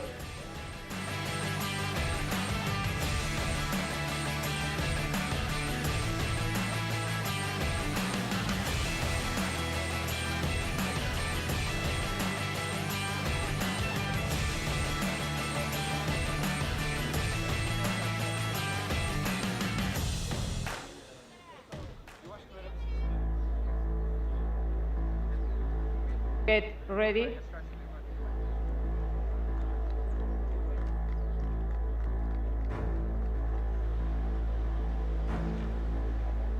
Attention. Yamashita versus Karlsson, Japan versus Sweden. The sprint is on in these beach sprint finals. Japan getting to the boat first. She's rapid. Yamashita Miyuki getting into the stroke seat. Is it going to be a clean entry? Important to get seated properly. Shoes in. First stroke going, and a wave washes them all down. That's beach sprint racing for you folks. And coming up here is another wave before they try and line themselves up for the first buoy in the slalom course. Checking over her right shoulder in the bow seat of the Swedish boat, Stina Bujala, just making sure that she's lining them up perfectly. It's very often that the bow seat athlete is the one who's doing the steering and making sure they're on track. And in the stroke seat, they set the rhythm for the boat. So they're lining themselves up for the second buoy now. Japan, through the semi-final, we saw just had awesome boat speed. So that'll be a real challenge for Sweden to keep on top of. But Sweden's navigation is something that we've marked on through the previous rounds, and that is paying off dividends here. They're navigating a little bit closer to each of their buoys as they pass them, which means they've got that slightly shorter distance to row. If they can cut it fine, but not too fine, they don't want any penalties or any tie-ups with the buoys. Now time for the hairpin bend.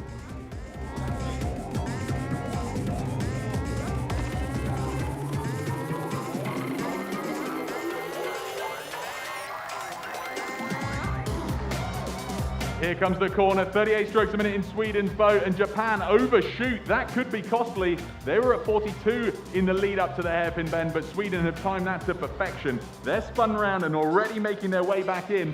That's cost Japan 2.5 lengths in the runnings here and could be costing them the gold medal. We'll have to see how this turns out as they make their way back to shore. Sweden navigating perfectly. This is all about not making any mistakes throughout the course, because just the slightest mistake is oh so costly in sprint racing. Sweden coming back in. They've got a 2.5 length lead on Japan, but Japan the faster boat when they're up at max boat speed. So could they close this margin in? So exciting here on the beach in Oeiras, Portugal, as we hit low tide, the lowest tide we've had in the last couple of days. And here they come, Sweden, the last few strokes, they're moving in towards the finish line and they're looking pretty good for that gold medal. It's going to be Stina Bujala for Sweden, who's leaping out of the bow seat. She checks over her shoulders just to make sure they're on track for the flag. And then will she be able to get a clean exit? They've still got a really big safe margin on Japan. That hairpin bend, so costly in their race. But here comes Sweden. Clean exit for Stina Bujala. She's coming up here to take the gold medal. They will take the championship title for the junior women's double. Stina Bujala, Tyra Carlson for Sweden. They take the gold in the 2021 World Rowing Beach Sprint Finals for the junior women's double. A super performance. And then here comes Yatsuzuka Sasa for Japan. Hitting this buzzer will secure them the silver medal in the rankings for the Beach Sprint junior women's double. A fantastic performance. Delight all around as both crews go home with medalware. Gold to Sweden, silver to Japan. Ora, e com um excelente esforço, o Japão acabou por sair no início, mas não conseguir manter o ritmo contra a força da Suécia, que leva o ouro aqui neste Júnior, duplas Júnior, e medalha de prata para o Japão, bronze para a França.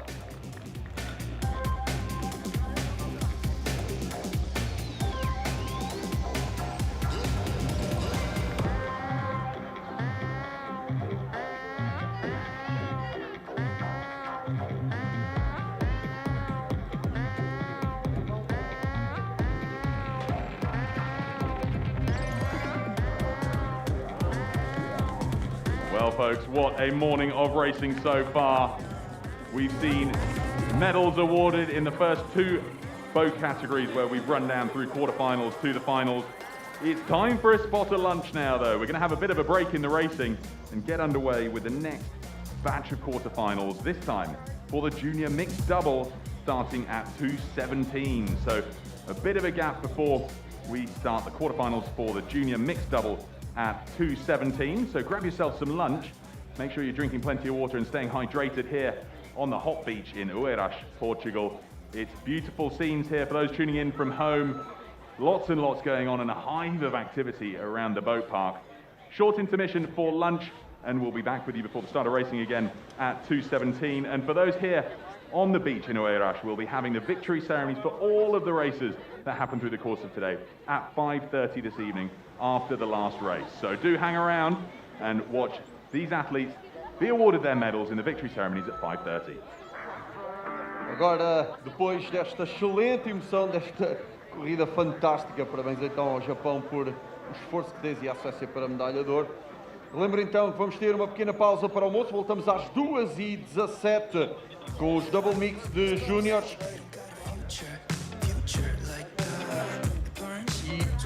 A entrega de prémios às 5h30, portanto quem ficar na praia às 5h30 vamos ter a cerimónia de entrega de medalhas por volta dessa hora. A todos que estão aqui pela praia, obrigado por continuarem por aqui a dar força e ânimo e a assistir a este grandioso evento, esta final mundial de remo do mar. Voltamos então às 14h17.